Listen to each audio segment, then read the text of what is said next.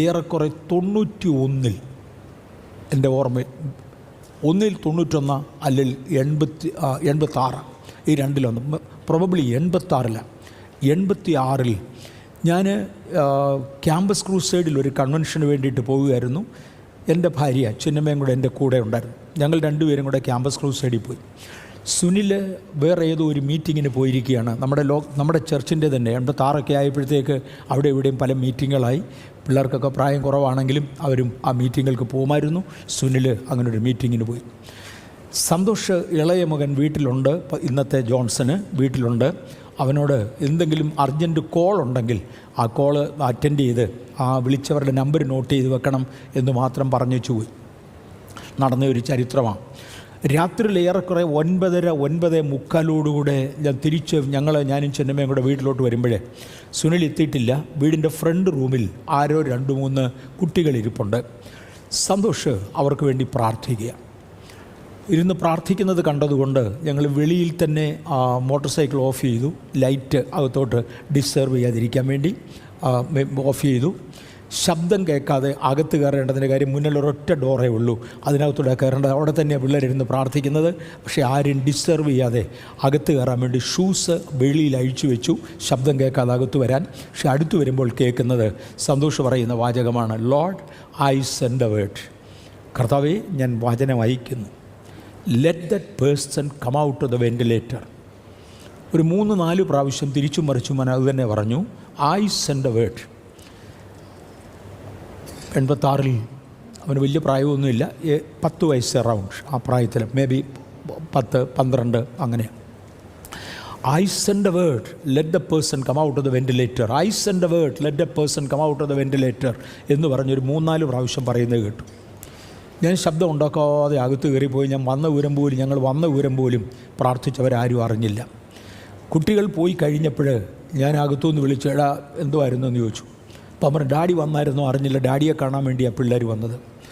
Ramaiah medical കോളേജിൽ പഠിച്ചുകൊണ്ടിരിക്കുന്ന കസിൻസാണ് അവർ, അന്യോന്യം റിലേറ്റഡും കസിൻസും ഫ്രണ്ട്സും ഒക്കെയാണ് അവർ ഒന്നിച്ചു വന്നതാണ്. അവരുടെ ഒരു മൂത്ത സഹോദരൻ ന്യൂയോർക്ക് പട്ടണത്തിലുണ്ട്. അവരൊരു മേജർ കാർ ആക്സിഡൻറ്റിൽ അകപ്പെട്ടു. ഞാനന്ന് ന്യൂയോർക്ക് കണ്ടിട്ടില്ല. ന്യൂയോർക്ക് കണ്ടിട്ടുണ്ട്, പക്ഷേ ന്യൂയോർക്കിൽ ആ മിനിസ്ട്രി സംബന്ധിച്ച് പോയിട്ടില്ല, അധികം പരിചയമില്ല. അവന് ഒരു കാർ അപകടത്തിലകപ്പെട്ട് എക്സ്ട്രീംലി ക്രിട്ടിക്കൽ ലെവലിൽ വെൻറ്റിലേറ്ററിൽ കിടക്കുക. അവന് വേണ്ടി പ്രാർത്ഥിക്കാൻ ന്യൂയോർക്കിലെ പാസ്റ്റേഴ്സ് ആരും തയ്യാറല്ല. കാര്യം അതുപോലെ ക്രിട്ടിക്കലാണ് ആ സ്ഥിതിയിൽ. ഡാഡിയെ കണ്ട് പ്രാർത്ഥിക്കാൻ ഈ പിള്ളേരോട് ആരോ പറഞ്ഞു. അതിന് ഡാഡിയെ അന്വേഷിച്ച് ഇവിടെ വന്നതാണ്. ഇവിടെ വന്നപ്പോൾ ഡാഡി ഇവിടെ ഇല്ലാഞ്ഞതുകൊണ്ട് ഞാനങ്ങ് കൈകാര്യം ചെയ്ത വാചകം എനിക്ക് ഓർമ്മയുണ്ട്. ഡാഡി ഇവിടെ ഇല്ലാഞ്ഞതുകൊണ്ട് ഞാനങ്ങ് കൈകാര്യം ചെയ്തതാണ്, ഞാൻ പ്രാർത്ഥിച്ചതാണ്. ഞാൻ പറഞ്ഞു ഓക്കെ. ഞാൻ അവനോടൊരു തിയോളജിക്കൽ ക്വസ്റ്റ്യൻ ചോദിച്ചു. നീ ആരുടെ വാക്കയക്കാൻ? ഐ സെൻഡ് എ വേർഡ്, ഞാൻ വചനം അയക്കുന്നു എന്ന് അവൻ പറഞ്ഞു. ചോദിച്ചു നീ ആരുടെ വചനം അയക്കാൻ? അവനോട് പറഞ്ഞു ഡാഡി വചനം അയച്ച് സൗഖ്യമാക്കുന്ന ബൈബിളിലുണ്ട്. നമ്മുടെ ദൈവം ചെയ്യുന്ന കാര്യമാണ്. നീ ദൈവമല്ല, ദൈവം തൻ്റെ വചനം അയച്ച് സൗഖ്യമാക്കും. You are nobody to send a word.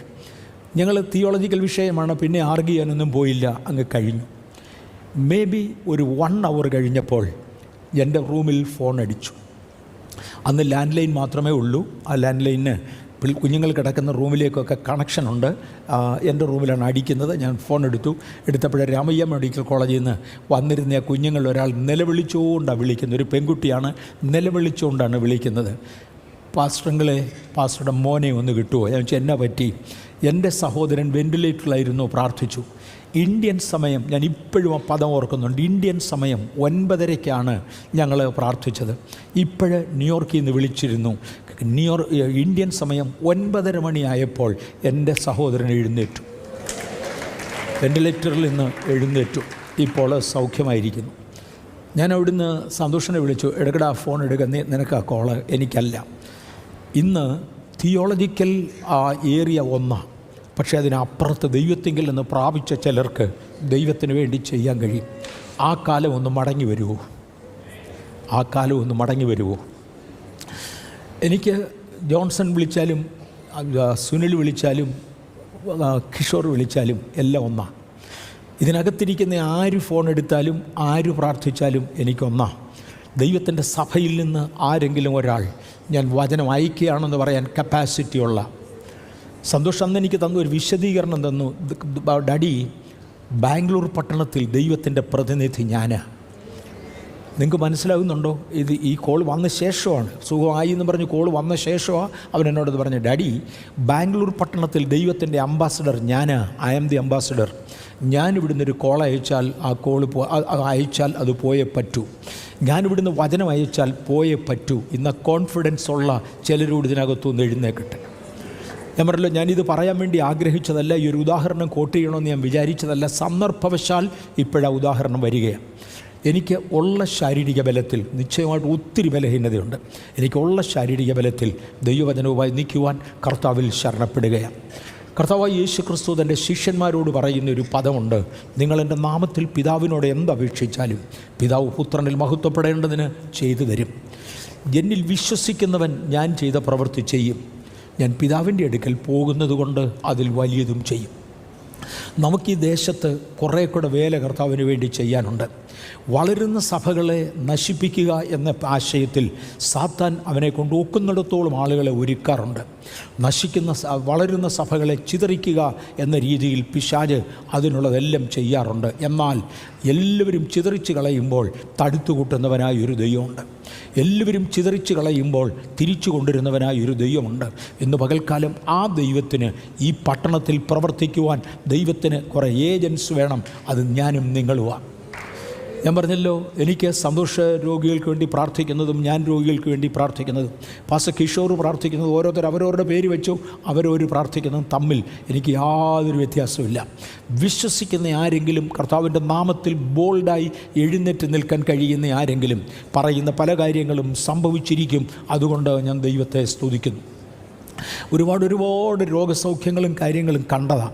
ഇന്ന് രാവിലെ ഞാൻ ദൈവത്തിൻ്റെ വചനം വായിച്ചുകൊണ്ടും ധ്യാനിച്ചുകൊണ്ടും ഇന്നത്തേക്ക് ഒരു മെസ്സേജ് പ്രിപ്പയർ ചെയ്തുകൊണ്ടിരിക്കും.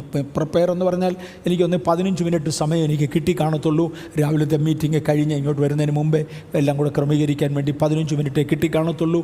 ആ 15 മിനിറ്റ് കൊണ്ട് വായിക്കുമ്പോൾ അപ്പോസ്തലന്മാരുടെ കൈകൊണ്ട് വലിയ വീര്യപ്രവൃത്തികളും അടയാളങ്ങളും നടന്നു എന്ന ഒരാശയം വായിക്കാനിടയായി. അപ്പോസ്തലന്മാരുടെ കൈകൊണ്ട് വലിയ വീര്യപ്രവൃത്തികളും വലിയ അടയാളങ്ങളും നടന്നു. തുടർന്ന് വായിച്ചത് ഇതാണ്: പത്രോസ് കടന്നു പോകുമ്പോൾ അദ്ദേഹത്തിൻ്റെ നിഴലെങ്കിലും രോഗികളുടെ മേൽ തട്ടേണ്ടതിന് റോഡ് റമ്പുകളിൽ രോഗികളെ കൊണ്ടിട്ടിരുന്നു, വഴിത്തലയ്ക്കൽ കൊണ്ടിട്ടിരുന്നു. അത് അദ്ദേഹത്തിൻ്റെ നിഴൽ തട്ടിയ രോഗികൾ സൗഖ്യമായി. ഇതിനകത്ത് വേദപുസ്തകത്തിൽ നിന്ന് വായിച്ച വാക്യങ്ങൾക്കായി സ്തോത്രം. പക്ഷേ ഈ ബഥേൽ, നമ്മുടെ ഈ ഹോളിനകത്ത്, ഇതിന് മുമ്പേ നമ്മൾ ആരാധിച്ചിരുന്ന ഗംഗാനഗറിലെ ഓഡിറ്റോറിയത്തിനകത്ത് നിഴൽ തട്ടുന്നത് പോലെ നിഴലും ഇല്ലായിരുന്നു. കാര്യം രോഗികൾ പ്രോക്സിമിറ്റി ഹീലിംഗ് നമ്മൾ അങ്ങനെ വിളിച്ചിരുന്നത്. നിഴൽ തട്ടാൻ ഒക്കാത്തത് കൊണ്ട് ഇതിനകത്തെങ്ങും നിഴലില്ല. വെയിലുള്ളിടത്ത് മാത്രമേ നിഴലുള്ളൂ. ഇവിടെ നിഴലില്ല. It's only proximity. നമ്മൾ അടുത്തു വരുമ്പോൾ രോഗികൾ സൗഖ്യമാകുന്നത് കണ്ടവരെത്ര പേര് ഇതിനകത്തിരിപ്പുണ്ട്? അവരുടെ കൈ ഒന്ന് ഉയർത്താവും. നിങ്ങളൊന്ന് എഴുന്നേക്കാമോ പ്ലീസ്? നമ്മൾ കണ്ടവർ മാത്രം, കാരണം നല്ല ഓർമ്മയുള്ളവർ, അത് കണ്ടു എന്ന് നല്ല ഓർമ്മയുള്ളവർ. കാരണം ഇത് കാണാത്തതിനകത്ത് ഇരിക്കുന്നവർ ഇവരെ ഒന്ന് കണ്ടു. ഈ ചർച്ചിനകത്ത് നടന്നതാണ്. കർത്താവേ, ആ സമയം തിരിച്ചു കൊണ്ടുവരണേ എന്ന് നമുക്കൊന്നുകൂടെ പ്രാർത്ഥിക്കാം. ദയവായിട്ടിരുന്നാലും നിങ്ങൾ സാക്ഷികളാണ്, ഞാൻ സാക്ഷിയാണ്. ദൈവം ചെയ്യുന്നത് കണ്ടതാണ്. ഞാനൊരു സ്പെസിഫിക് ഇൻസിഡൻറ്റ് ഓർക്കുന്നുണ്ട്. ഇന്ന് പകൽ നമ്മൾ പലതും ചെയ്യാൻ പോവാം. ഇതങ്ങ് ഓഫ് ചെയ്താലും സന്തോഷം, ഇതങ്ങ് ഓഫ് ചെയ്താൽ സന്തോഷം. ഞാനൊരു സ്പെസിഫിക് ഇൻസിഡൻറ്റ് ഓർക്കുന്നുണ്ട്. ഒരിക്കൽ ഗംഗാനഗറിലെ നമ്മുടെ ചർച്ചിനകത്ത് വെച്ച് വൈക്കത്തുനിന്ന് ഒരു സഹോദരി ഇവിടെ, അവർ പല വർഷങ്ങൾ പിന്നെ ഇവിടെ തുടർന്ന് വരുമായിരുന്നു. പല വർഷങ്ങൾ അവർ UP അവിടെ കണ്ടായിരുന്നു വർക്ക് ചെയ്തിരുന്നത്. ഓർക്കുന്നുണ്ടോ? ജനമേ ഓർക്കുന്നു? എവിടെയായിരുന്നു? രാജസ്ഥാനിലായിരുന്നു ആ സഹോദരി വർക്ക് ചെയ്തിരുന്നത്. ഒരു ഉപവാസ പ്രാർത്ഥനയ്ക്ക് അവരുടെ ജീവിതം തീർന്നു. മരണത്തോടടുത്ത ഒരു സാഹചര്യത്തിൽ കേരളത്തിൽ ട്രിവാൻഡ്രത്ത് RCCയിൽ ക്യാൻസറിൻ്റെ ട്രീറ്റ്മെൻറ്റ് കഴിഞ്ഞു. അവിടുന്ന് തള്ളിയ സാഹചര്യത്തിൽ ഒരു ആലീസ് സിസ്റ്റർ ഇവിടെ ഉണ്ടായിരുന്നു. ആലീസ് സിസ്റ്ററാണ് ബാംഗ്ലൂരിൽ കൊണ്ടുപോവുക എന്ന് പറഞ്ഞ് കെയർ എടുത്ത് ഇവിടെ കൊണ്ടുവന്നത്. ആ സഹോദരിയുടെ കൈകൾ രണ്ടും തളർന്നിരുന്നു. കൈകൾ പൊക്കാൻ ഒക്കത്തില്ലായിരുന്നു. കുറഞ്ഞത് അതെ, 2 കൈകളും തളർന്നിരുന്നു. ഒരു കൈ അനങ്ങുമായിരുന്നു, ഒരു കൈ ഒട്ടും അനങ്ങത്തുപോലുമില്ല. അങ്ങനെയായിരുന്നു. അവരുടെ കണ്ണുകളില്ലായിരുന്നു. കണ്ണുകളുടെ കാഴ്ച 100% നഷ്ടപ്പെട്ടിരുന്നു. ആ സ്ത്രീയെ കൊണ്ടുവന്നു നമ്മുടെ ഗംഗാനഗറിലുള്ള അപ്സ്റ്റെയറിൽ അവരെ പ്രാർത്ഥനയ്ക്ക് വേണ്ടി കൊണ്ടിരുത്തി. പ്രാർത്ഥിച്ചു കൊണ്ടിരിക്കുന്നതിനിടയിൽ ഒരു വലിയ ദൈവശക്തി വ്യാപരിച്ചു. നമ്മുടെ ചർച്ചിൽ നിന്ന് ഒരു സഹോദരൻ, ഞാനല്ല, ഒരു സഹോദരൻ എഴുന്നേറ്റ് അവരുടെ അടുക്കൽ ചെന്ന് അവരുടെ തലയിൽ കൈവച്ചു. അവരുടെ തലയിൽ കൈവച്ച് അവർക്ക് വേണ്ടി പ്രാർത്ഥിച്ചു. ശകലം കഴിഞ്ഞപ്പോൾ ഈ സഹോദരി കൈ ഉയർത്തുന്നത് ഞാൻ കണ്ടു. തളർന്നുപോയ കൈ, ഒട്ടും അനങ്ങാത്ത കൈ ഉയർത്തുന്നത് ഞാൻ കണ്ടു. ഞാൻ അടുത്ത് എന്ന സഹോദരിയോട് ചോദിച്ചു, എന്ത് സംഭവിച്ചു എന്ന് ചോദിച്ചു. അവൻ പറഞ്ഞു, ഒരു വലിയ വെളിച്ചം കാണാം, എനിക്ക് എൻ്റെ കണ്ണ് കാണത്തില്ലായിരുന്നു, ഇപ്പോൾ ഒരു വെളിച്ചം കാണാം. ഞാൻ ചോദിച്ചു, കൈ അനങ്ങുമെന്ന് മനസ്സിലായോ? അതൊന്നും എനിക്കറിയാൻ വയ്യ. ഞാൻ പറഞ്ഞു, നിങ്ങളുടെ കണ്ണൊന്ന് തുറന്നൊന്ന് നോക്കിക്കേ. കണ്ണ് തുറന്നവർ കയ്യിലോട്ട് നോക്കിയപ്പോഴാണ് കാണുന്നത് കണ്ണും ശരിയായി, കൈയും ശരിയായി. ദൈവം അത്ഭുതമായൊരു വ്യത്യാസം തന്നു. തുടർന്ന് പല വർഷങ്ങൾ അവരിവിടെ വരുമായിരുന്നു. അന്ന് ഒരു ഡോക്ടർ ചാക്കോ, ഒരു ഒപ്തൽമോളജിസ്റ്റ്, ഐ സ്പെഷ്യലിസ്റ്റ്, ഒപ്തൽമോളജിസ്റ്റ് എന്ന് പറഞ്ഞാൽ ക്ഷമിക്കണം, ഒരു ഐ സ്പെഷ്യലിസ്റ്റ്, ഒരു ഡോക്ടർ ചാക്കോ നമുക്കുണ്ടായിരുന്നു. അദ്ദേഹം ലണ്ടനിൽ ജോലി ചെയ്തിരുന്നയാളാണ് നീണ്ട വർഷങ്ങളായി. അദ്ദേഹത്തിൻ്റെ വൈഫും ഒരു മെഡിക്കൽ ഡോക്ടറാണ്. പുള്ളിക്കാരത്തെയും ലണ്ടനിൽ ജോലി ചെയ്തിരുന്നവരാണ്. അവർ രണ്ടുപേരും ലണ്ടനിലെ ജോലി കഴിഞ്ഞ് തിരിച്ച് ബാംഗ്ലൂരിൽ വന്ന് താമസിക്കുന്ന കാലഘട്ടമാണ് ചർച്ചിൽ വരുന്നുണ്ട്. ഇദ്ദേഹം ഐ സ്പെഷ്യലിസ്റ്റാണ്. ഈ സഹോദരിയുടെ കണ്ണ് സൗഖ്യമായി. പിറ്റേ ദിവസം രാവിലെ സാറ് അദ്ദേഹത്തിൻ്റെ ഏതൊക്കെയോ ചില ഉപകരണങ്ങളൊക്കെ ആയിട്ട് ചർച്ച് വന്നിട്ട് എന്നോട് പറഞ്ഞു, എനിക്ക് ആ സഹോദരിയെ ഒന്ന് കാണണമെന്നുണ്ട്, കണ്ണൊന്ന് ചെക്ക് ചെയ്യണമെന്നുണ്ട്. ഇയാൾ ഐ ഡോക്ടറല്ലേ, എനിക്കൊന്ന് ചെക്ക് ചെയ്യണമെന്നുണ്ട് എന്ന് പറഞ്ഞു. ഞാൻ പറഞ്ഞു, ഞാൻ അവർ സഹോദരിയെ വിളിക്കാമല്ലോ, ചർച്ചിൽ തന്നെയാണ് താമസിക്കുന്നത്. ഞാൻ അവരെ വിളിപ്പിച്ചു. സാറ് വന്ന് ഞങ്ങളുടെ ഫ്രണ്ട് റൂമിലിരുന്ന്, എല്ലാം കൂടെ ഞങ്ങൾക്ക് അത്രയും റൂമൊക്കെ ഉള്ളൂ, ആ റൂമിനകത്തിരുന്ന് ഇവരോട് അടുത്ത് വിളിച്ച് അവരുടെ കണ്ണ് നോക്കണമെന്ന് പറഞ്ഞു. അപ്പോൾ അവർ പറഞ്ഞു, എനിക്കെല്ലാം കാണാം, വായിക്കാം. അദ്ദേഹം പറഞ്ഞു, അതെനിക്കും കാണാം, നിങ്ങൾ വായിക്കുന്നു എന്നുള്ളത് എനിക്കും കാണാം. കാര്യം ആ മേളിലിരുന്ന ആ സെക്ഷനിൽ തന്നെ within half an hour Bible വായിച്ചാൽ അവർ പോരുന്നത്. നിങ്ങളുടെ കണ്ണ് കാണാമെന്നുള്ളത് എനിക്കും അറിയാം. പക്ഷേ എനിക്ക് അതിനേക്കാൾ കൂടുതൽ അറിയാനുണ്ട്. ഞാൻ കണ്ണിൻ്റെ അകത്തോട്ടൊന്ന് നോക്കട്ടെ. സാറിൻ്റെ എക്യുപ്മെൻറ്റൊക്കെ എടുത്ത് ഇവരുടെ കണ്ണ് തുറന്ന് കണ്ണിനകത്തോട്ട് സാറ് നോക്കി. സാറ് കണ്ണാടി വെച്ചിട്ടുണ്ട്. ഞാൻ നോക്കുമ്പോൾ ഇടയിൽ കൂടെ കണ്ണുനീരൊഴുകുന്നു. സാറിൻ്റെ കണ്ണാടിക്കകത്തൂടെ. ആ സ്ത്രീയുടെ അല്ല, അവരുടെ പേരോർക്കുന്നുണ്ടോ? വത്സ, സിസ്റ്റർ വത്സ. ഇപ്പോൾ ഉണ്ടോ ആൾ? ഇപ്പോഴും ഉണ്ട്. കഴിഞ്ഞ വർഷം വന്നിരുന്നു. Price the Lord. ഞാൻ കണ്ടാലും അറിയത്തില്ല, കണ്ടുമില്ല. ചാക്കോ സാറിൻ്റെ കണ്ണിൽ കൂടെ കണ്ണുനീര് വരുന്നു.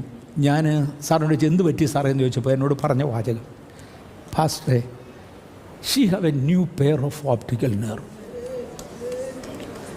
ഇവരുടെ കണ്ണിനകത്ത് ഒരു പുതിയ പെയർ ഓപ്റ്റിക്കൽ നെർവ്.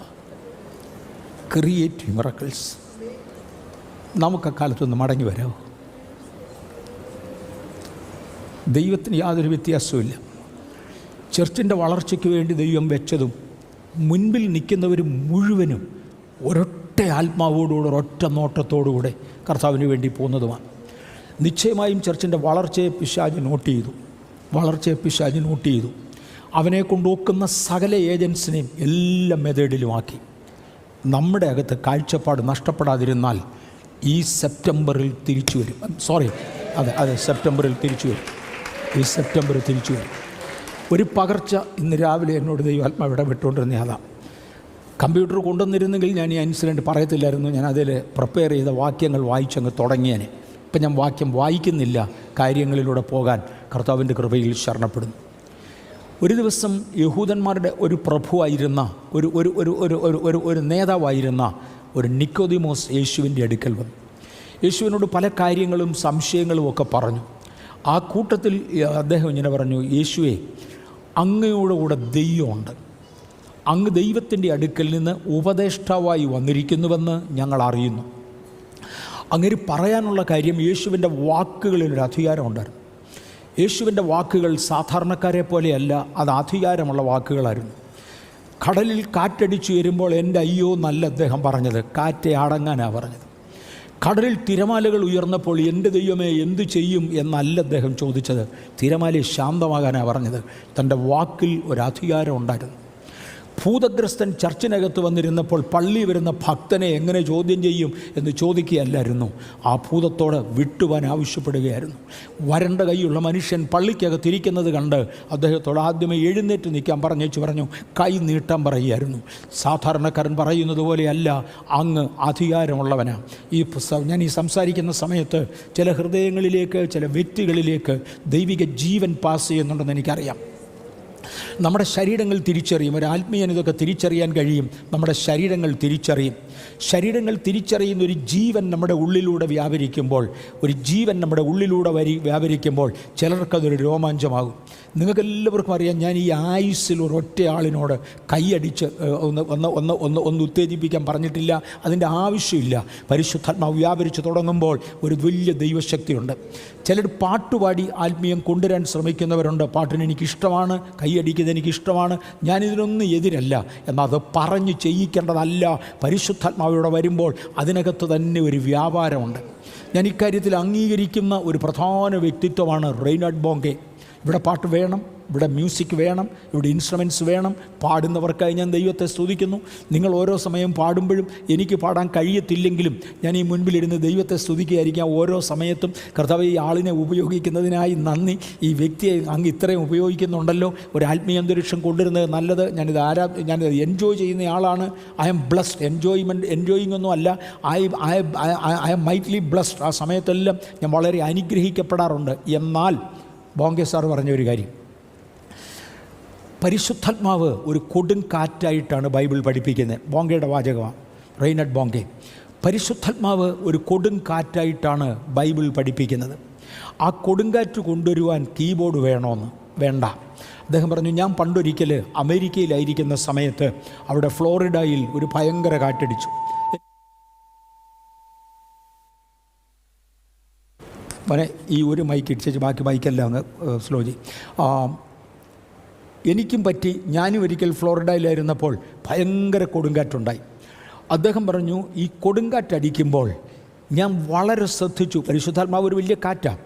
ഞാൻ വളരെ ശ്രദ്ധിച്ചു. ആരും കീബോർഡ് വായിച്ചിട്ടില്ല കാറ്റടിച്ചത്. കാറ്റ് വരാൻ വേണ്ടി ഒരു കീബോർഡിൻ്റെ ആവശ്യമില്ല. അന്തരീക്ഷത്തിൽ മർദ്ദവ്യത്യാസം ഉണ്ടാകുമ്പോൾ തന്നെ അടിച്ചിരിക്കും. ഈ പകൽ യേശുവിൻ്റെ നാമത്തിൽ ഒരാത്മീയ മർദ്ദവ്യത്യാസം ഞങ്ങളിവിടെ പ്രഖ്യാപിക്കുക. ഒരാത്മീയ മർദ്ദവ്യത്യാസം ഞങ്ങളിവിടെ പ്രഖ്യാപിക്കുക. അതിനിടയ്ക്ക് ഒരു ആർട്ടിഫിഷ്യൽ ആവശ്യമില്ല, ഒന്നിൻ്റെ ആവശ്യമില്ല. ദൈവാത്മാവ് എങ്ങനെ നയിക്കുന്നോ അതുപോലെ പാടും. ദൈവാത്മാവ് ഏതുപോലെ നയിക്കുന്നോ അതുപോലെ പോകും. പക്ഷേ രോഗികൾ കൂട്ടമായി സൗഖ്യമാകുന്നതും ആത്മവ്യാപാരം നടക്കുന്നതും നമ്മൾ കണ്ടുകൊണ്ടിരിക്കും. അതുകൊണ്ട് അദ്ദേഹം വന്നുവെച്ച് പറഞ്ഞു, കർത്താവേ, യേശുവേ, അങ്ങ് ഒറ്റയ്ക്കായിരുന്നെങ്കിൽ ഈ പണി നടക്കത്തില്ലായിരുന്നു. അങ്ങ് ദൈവത്തിൻ്റെ അടുക്കൽ നിന്ന് ഉപദേഷ്ടാവായി വന്നിരിക്കുന്നുവെന്നറിയാം. ഈ പള്ളിയിൽ ന്യായശാസ്ത്രിമാരുണ്ട്, ഈ പള്ളിയിൽ കൂടിയവരും കുറഞ്ഞവരുമുണ്ട്. പക്ഷെ അവരാരും ദൈവത്തിങ്കിൽ നിന്ന് വന്നതല്ല. കാര്യം അവരുടെ ആരുടെയും വാക്കിനകത്ത് ഈ അധികാരം കാണുന്നില്ല. അങ്ങയ്ക്കൊരു അധികാരമുണ്ട്. അങ്ങ് അധികാരമുള്ളവനായി സംസാരിക്കുന്നു. അങ്ങ് ദൈവത്തിൻ്റെ അടുക്കൽ നിന്ന് വന്നിരിക്കുന്നു എന്ന് ഞാൻ അറിയുന്നു. അറിയാനുള്ള കാരണം, ദൈവം അങ്ങയോടുകൂടെ ഇല്ലായിരുന്നെങ്കിൽ ഈ വീര്യപ്രവർത്തികൾ നടക്കത്തില്ലായിരുന്നു. ഇതിനകത്തിരിക്കുന്ന ചില ദൈവമക്കൾ വീര്യപ്രവർത്തികൾക്ക് വേണ്ടി എഴുന്നേക്കാൻ തയ്യാറാകുക. ഉപവസിക്കേണ്ടവർ ഉപവസിച്ചോണം, പ്രാർത്ഥിക്കേണ്ടവർ പ്രാർത്ഥിച്ചോണം. ഇന്ന് ഓൾറെഡി ശനിയാഴ്ചയായി കഴിഞ്ഞു. നിങ്ങൾക്ക് 1-2 നേരമായിരിക്കും മുന്നിലോട്ടുള്ളത്. ഈ ഞായറാഴ്ച ഇവിടുന്ന് കർത്തൃമേശ എടുത്ത് പോകുന്നതിനകം നിങ്ങളിൽ ഒരു ശക്തി വ്യാപരിച്ചിരിക്കണം. സെപ്റ്റംബറിൽ തുടർന്ന് നമുക്ക് പ്രാർത്ഥനകളുണ്ട്, നമുക്ക് എല്ലാ വീക്കിലും ഉള്ളതുണ്ട്, ആരാധനകളുണ്ട്, ഇതെല്ലാം ഉണ്ട്. പക്ഷെ ഒരു ദൈവശക്തി വ്യാപരിക്കത്തക്കവണ്ണം ചിലതോടെ ഏറ്റെടുക്കുവാൻ സെപ്റ്റംബറിനൊരു പ്രത്യേകത ഉണ്ടെങ്കിൽ അതിൻ്റെ പോസിറ്റീവ് റിയാക്ഷൻസ് എൻ്റെ മേൽ വേണം എന്ന് നമുക്ക് ദൈവത്തോട് പറയാം. നിശ്ചയമായും ദൈവം അത് ചെയ്യും. നിക്കോദിമോസ് യേശുവിൻ്റെ അടുക്കൽ വന്നേച്ച് പറഞ്ഞു, ഗുരു, അങ്ങ് ദൈവത്തിൻ്റെ അടുക്കൽ നിന്ന് വന്നതുകൊണ്ടാണ്, അങ്ങയോടുകൂടെ ദൈവം ഉള്ളതുകൊണ്ടാണ് ഈ വീര്യപ്രവർത്തികൾ നടക്കുന്നത്. യേശു പറഞ്ഞു, നിങ്ങൾ എന്നെ അങ്ങ് വിശ്വസിക്കുക. നിങ്ങൾ എന്നെ വിശ്വസിക്കുക. ഞാൻ പല വാക്യങ്ങൾ ഒരുമിച്ച് ചേർത്താണ് പറയുന്നത്. എന്നെ അങ്ങ് വിശ്വസിക്കുക. പക്ഷേ എനിക്കറിയാം നിങ്ങൾക്ക് വിശ്വസിക്കാനൊക്കത്തില്ല. നിങ്ങൾ വീര്യപ്രവൃത്തി കണ്ടല്ലാതെ വിശ്വസിക്കത്തില്ല. നമ്മൾ ലോകത്തിലേക്ക് ഇറങ്ങുമ്പോൾ നമ്മൾ പറയുന്ന ഒന്നും ആളുകൾ വിശ്വസിക്കത്തില്ല. അങ്ങനെ വിശ്വസിക്കാനായിരുന്നെങ്കിൽ 1000 വട്ടം സുവിശേഷം കേട്ടവരാണ് നമ്മുടെ നാട്ടിൽ പലരും. 1000 പ്രാവശ്യം തിരിച്ചും മറിച്ചും ശ്രദ്ധിച്ചവരാണ് നമ്മിൽ പലരും. അത് ഈ നാട്ടുകാർ മുഴുവനും. അതല്ലെന്നൊന്നും ആർക്കും പറയാനൊക്കത്തില്ല. പക്ഷേ അതൊന്നും സംഭവിക്കത്തില്ല. അങ്ങനെ സംഭവിക്കുന്ന കേസസ് ഉണ്ട്. സ്തോത്രം. അങ്ങനെ സംഭവിക്കുന്ന കേസസ് ഉണ്ട്. എന്നാൽ യേശുവിൻ്റെ അഭിപ്രായം, വീര്യപ്രവർത്തികൾ കണ്ടാൽ നിങ്ങൾ വിശ്വസിക്കും. നിങ്ങൾ വിശ്വസിക്കേണ്ടതിന് ചിലത് ചെയ്യിപ്പിക്കുവാൻ ദൈവത്തിന് തിരിഹിതമായി. അവർ ആത്മാർത്ഥതയിൽ അടിത്തട്ടിന്ന് ദൈവം നമുക്ക് തരുന്ന ആ ഭാഷയിൽ, ഞാൻ പ്രാർത്ഥിക്കുന്ന ഭാഷയല്ല വേറൊരാൾ പ്രാർത്ഥിക്കുന്നത്. ഒരു കൊച്ചു കുഞ്ഞ് പ്രാർത്ഥിക്കുന്നത് ഞാൻ പ്രാർത്ഥിക്കുന്ന ലാംഗ്വേജ് അല്ല. ഞാനൊരു തമാശയും കൂടെ കലർത്തി പറയാം. ഞാൻ മനുഷ്യന് വേണ്ടി പ്രാർത്ഥിച്ചിട്ടുണ്ട്, ഒത്തിരി പേർക്ക് വേണ്ടി ഞാൻ പ്രാർത്ഥിച്ചിട്ടുണ്ട്. കമ്പനികൾക്ക് വേണ്ടി പ്രാർത്ഥിച്ചിട്ടുണ്ട്, ബിസിനസ്സിന് വേണ്ടി പ്രാർത്ഥിച്ചിട്ടുണ്ട്, എപ്പോഴും കേടാകുന്ന എക്യുപ്മെൻറ്റിന് വേണ്ടി പ്രാർത്ഥിച്ചിട്ടുണ്ട്, പശുവിന് വേണ്ടി പ്രാർത്ഥിച്ചിട്ടുണ്ട്, എരുമയ്ക്ക് വേണ്ടി പ്രാർത്ഥിച്ചിട്ടുണ്ട്. ഗ്രാമപ്രദേശങ്ങളിൽ ചെല്ലുമ്പോൾ അവരുടെ ജീവിതം നടക്കുന്നത് പശുവിനെ കൊണ്ടാണ്, അല്ലല്ല എരുമയെ കൊണ്ടാണ്. അതിന് അസുഖമാണ്, പ്രാർത്ഥിക്കാൻ പറഞ്ഞിട്ടുണ്ട്, ഞാൻ പ്രാർത്ഥിച്ചിട്ടുണ്ട്. ഇതിനെല്ലാം ഞാൻ പ്രാർത്ഥിച്ചിട്ടുണ്ട്. എല്ലാറ്റിൻ്റെ മേലും ദൈവം പ്രവർത്തിക്കുന്നത് ഞാൻ കണ്ടിട്ടുണ്ട്. ദൈവത്തിന് അത്ഭുതം ചെയ്യാൻ കഴിയും. ഇന്ന് ഞാൻ നടക്കുന്ന ഇടത്ത് ഒരത്ഭുതം നടന്നാൽ, ഞാൻ നടക്കുന്ന ഇടത്ത് ഒരു വീര്യപ്രവൃത്തി നടന്നാൽ, അതുകൊണ്ട് ചിലത് സംഭവിക്കും എന്ന് വിശ്വസിക്കുന്ന ദൈവ പൈതലേ, നിങ്ങൾക്ക് ചിലത് കഴിയും. നമ്മുടെ ഈ ചർച്ചിലുണ്ടായിരുന്നു, എനിക്കറിയാം, ഇൻ്റർനെറ്റിലുണ്ട്, എനിക്ക് ഓൺ എയർ ആണെന്ന് എനിക്കറിയാം. നമ്മുടെ ഈ ചർച്ചിൽ ഒരു സഹോദരനുണ്ടായിരുന്നു, ഞാനിപ്പോൾ പേര് പറയാൻ ആഗ്രഹിക്കുന്നില്ല. അദ്ദേഹത്തിനൊരു പ്രിൻറ്റിംഗ് പ്രസ് ഉണ്ടായിരുന്നു ഇവിടുത്തെ മത്തിക്കരെ. അദ്ദേഹം ആ പ്രിൻറ്റിംഗ് പ്രസ് നടത്തുന്ന സമയത്ത് അന്ന് HMDയിൽ ഉണ്ടാക്കുന്ന ഏറ്റവും സൊഫിസ്റ്റിക്കേറ്റഡായിട്ട് ഏറ്റവും കോസ്റ്റ്ലിയായ ഒത്തിരി വിലയുള്ള ഒരു പ്രിൻറ്റിംഗ് പ്രസ് അദ്ദേഹം വാങ്ങിച്ചു വെച്ചു. പക്ഷെ പ്രസ് ഓടുകയില്ല. എന്തൊക്കെ നോക്കിയിട്ടും പ്രസ്സിനകത്തൊന്നും നടക്കത്തില്ല. അദ്ദേഹത്തിന് കുറച്ച് ഓർഡറൊക്കെ കിട്ടി. ആ ഓർഡർ കൊണ്ടുവന്ന് വെക്കുന്ന പേപ്പർ മുഴുവനും പ്രസ്സെ പറ്റിയിരിക്കുക. ഇത് തിരിച്ചു വരത്തില്ല, ഒരു നിവൃത്തിയുമില്ല. എൻജിനീയേഴ്സ് പലർ മാറി മാറി വന്നു. HMD തൊട്ടടുക്കലാണ്. HMDയിലെ എൻജിനീയേഴ്സ് ഡയറക്ടറി വന്നു, അതിൻ്റെ മെക്കാനിക്സ് വന്നു, എല്ലാവരും വന്നു. പക്ഷേ ഈ പ്രസ് ഓടത്തില്ല. ആ മനുഷ്യൻ, ഞാൻ പേര് പരസ്യമായിട്ട് പറയുന്നില്ല, ആ മനുഷ്യന് അവിടെ കുത്തിയിരുന്ന് പ്രാർത്ഥിക്കുമ്പോൾ അടുത്ത് വേറൊരു പ്രിൻറ്റിംഗ് പ്രസ്സുകാരനുണ്ടായിരുന്നു. ആ പ്രസ്സുകാരൻ രാവിലെ വന്നൊരു നാരങ്ങ ഇതിൻ്റെ മുന്നിലോട്ട് ഉരുട്ടുന്നേ കണ്ടു. അങ്ങേർക്കത് രോഗം മനസ്സിലായി. ഇതുകൊണ്ടാണ് പ്രസ് ഓടാത്തത്. ഇത് ഒരു എഞ്ചിനീയർക്കും കിട്ടുന്നതല്ല, ഒരു എഞ്ചിനീയറെ കൊണ്ട് ഈ പണി നടക്കുകയില്ല. ഒരു നാരങ്ങ ഞാൻ ഉരുട്ടുന്നേ കണ്ടു. ഒരു ദിവസം എൻ്റെ അടുക്ക് വന്നേച്ച് പറഞ്ഞു എന്ന് പറഞ്ഞാൽ, ആ ദിവസങ്ങളിലൊന്നുമില്ല, എല്ലാം കൂടെ 2-3 ദിവസം പ്രസ് വർക്ക് ചെയ്യാതെ പോയി. എഞ്ചിനീയേഴ്സ് ഭയങ്കര ഹാർഡായിട്ട് വർക്ക് ചെയ്യുകയാണ്. നത്തിങ്. ഒരു എക്യുപ്മെൻറ്റ് മാറ്റി അവർ രണ്ടാമതൊരു എക്യുപ്മെൻറ്റ് കൊണ്ട് വെച്ചു. ഈ സമയത്തെല്ലാം ഞാൻ ഫുള്ളി ഇൻവോൾവാണ്, ഞാൻ അദ്ദേഹത്തിൻ്റെ കൂടെ ഉണ്ട്. ഇതും കഴിഞ്ഞു. ഒരു ദിവസം എൻ്റെ അടുക്ക് വന്ന് പറഞ്ഞു, പാസ്റ്ററെ ഇന്ന് എൻ്റെ കൂടെ വരണം, നമ്മൾ അവിടെ വരെ പോയി ഒന്ന് പ്രാർത്ഥിക്കാൻ പോവാം, ഒരിച്ചിരി എണ്ണയും കൂടി എടുത്തോണം. ഞാൻ ഇച്ചിരി എണ്ണയും കൂടി എടുത്തു, അദ്ദേഹത്തിൻ്റെ കൂടെ പ്രാർത്ഥിക്കാനോട് ചെന്നു. അവിടെ ചെന്നപ്പോഴേ അദ്ദേഹം ആ പ്രിൻറ്റിംഗ് പ്രസ്സിനോട് ഒരു കൽപ്പന, ആരാണ്ടൊരുത്തൻ നാരങ്ങ ഉരുട്ടിയുകൊണ്ട് അടിക്കാൻ വയ്യാതെ പോയ പ്രസ്സെ പിതാവിൻ്റെയും പുത്രൻ്റെയും പരിശുദ്ധാത്മാവിൻ്റെയും നാമത്തിൽ പ്രവർത്തിക്കണം.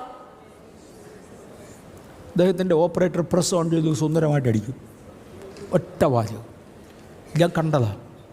ഇവിടെ ഒരു കുഞ്ഞ്, ഇന്നും ആ കുഞ്ഞിവിടെ വരുന്നുണ്ട്, ആ കുടുംബം ഇവിടെ വരുന്നുണ്ട്.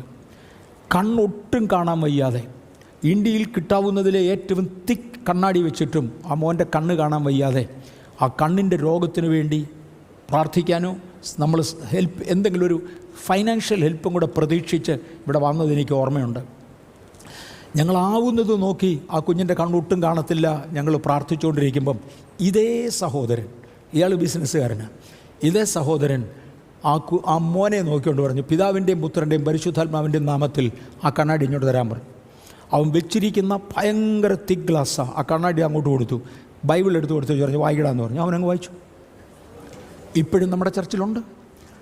ഒരു പാസ്റ്ററല്ല അദ്ദേഹം, അന്നും പാസ്റ്ററല്ല, ഇന്നും പാസ്റ്ററല്ല. ഇത് ചെയ്യുവാൻ ദൈവം ചിലരെ ശക്തീകരിക്കട്ടെ. ഞാൻ പറഞ്ഞല്ലോ, നമുക്കൊന്ന് മടങ്ങി വരാം.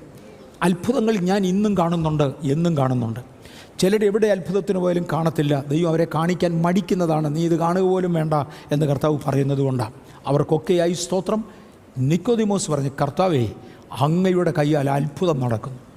എനിക്കറിയാം ഇത് അങ്ങ് സ്വന്തമായി വന്നതല്ല, ദൈവത്തിൻ്റെ അടുക്കൽ നിന്ന് വന്നതാ, ദൈവം അയച്ചതാ. ഇന്ന് പകൽ ദൈവം എന്നെ തിരഞ്ഞെടുത്തു, വിളിച്ചു എന്ന് ഉറപ്പുള്ള ചിലർ ഈ പദങ്ങൾ ദൈവത്തോട് പറ, കർത്താവേ, അയച്ചതാണേ തെളിയിക്കണം. അതെ, നമ്മളെ തിരഞ്ഞെടുത്തതാണ്, അയച്ചതാണ്.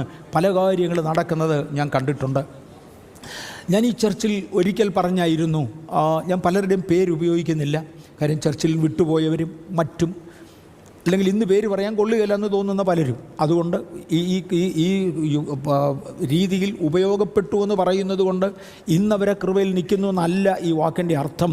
കാര്യം അവർ നിൽക്കുന്ന കാലത്ത് നിന്ന് വീണ് പോയാൽ പോയി. അതുകൊണ്ട് ഞാൻ പലരുടെയും പേര് ഉപയോഗിക്കുന്നില്ല. ഇന്ന് അങ്ങനെ നിൽക്കുന്നതായിട്ട് എനിക്കറിയില്ല, അതുകൊണ്ടാണ് ഞാൻ ഉപയോഗിക്കാത്തത്. അതുകൊണ്ട് അവർ തെറ്റിയെന്ന് ഞാൻ പറഞ്ഞില്ല, ആരാന്ന് പോലും ഞാൻ പറഞ്ഞില്ല. ഞാൻ ന്യൂഡൽഹിയിൽ വെച്ച് ഒരു കാര്യം കണ്ടു.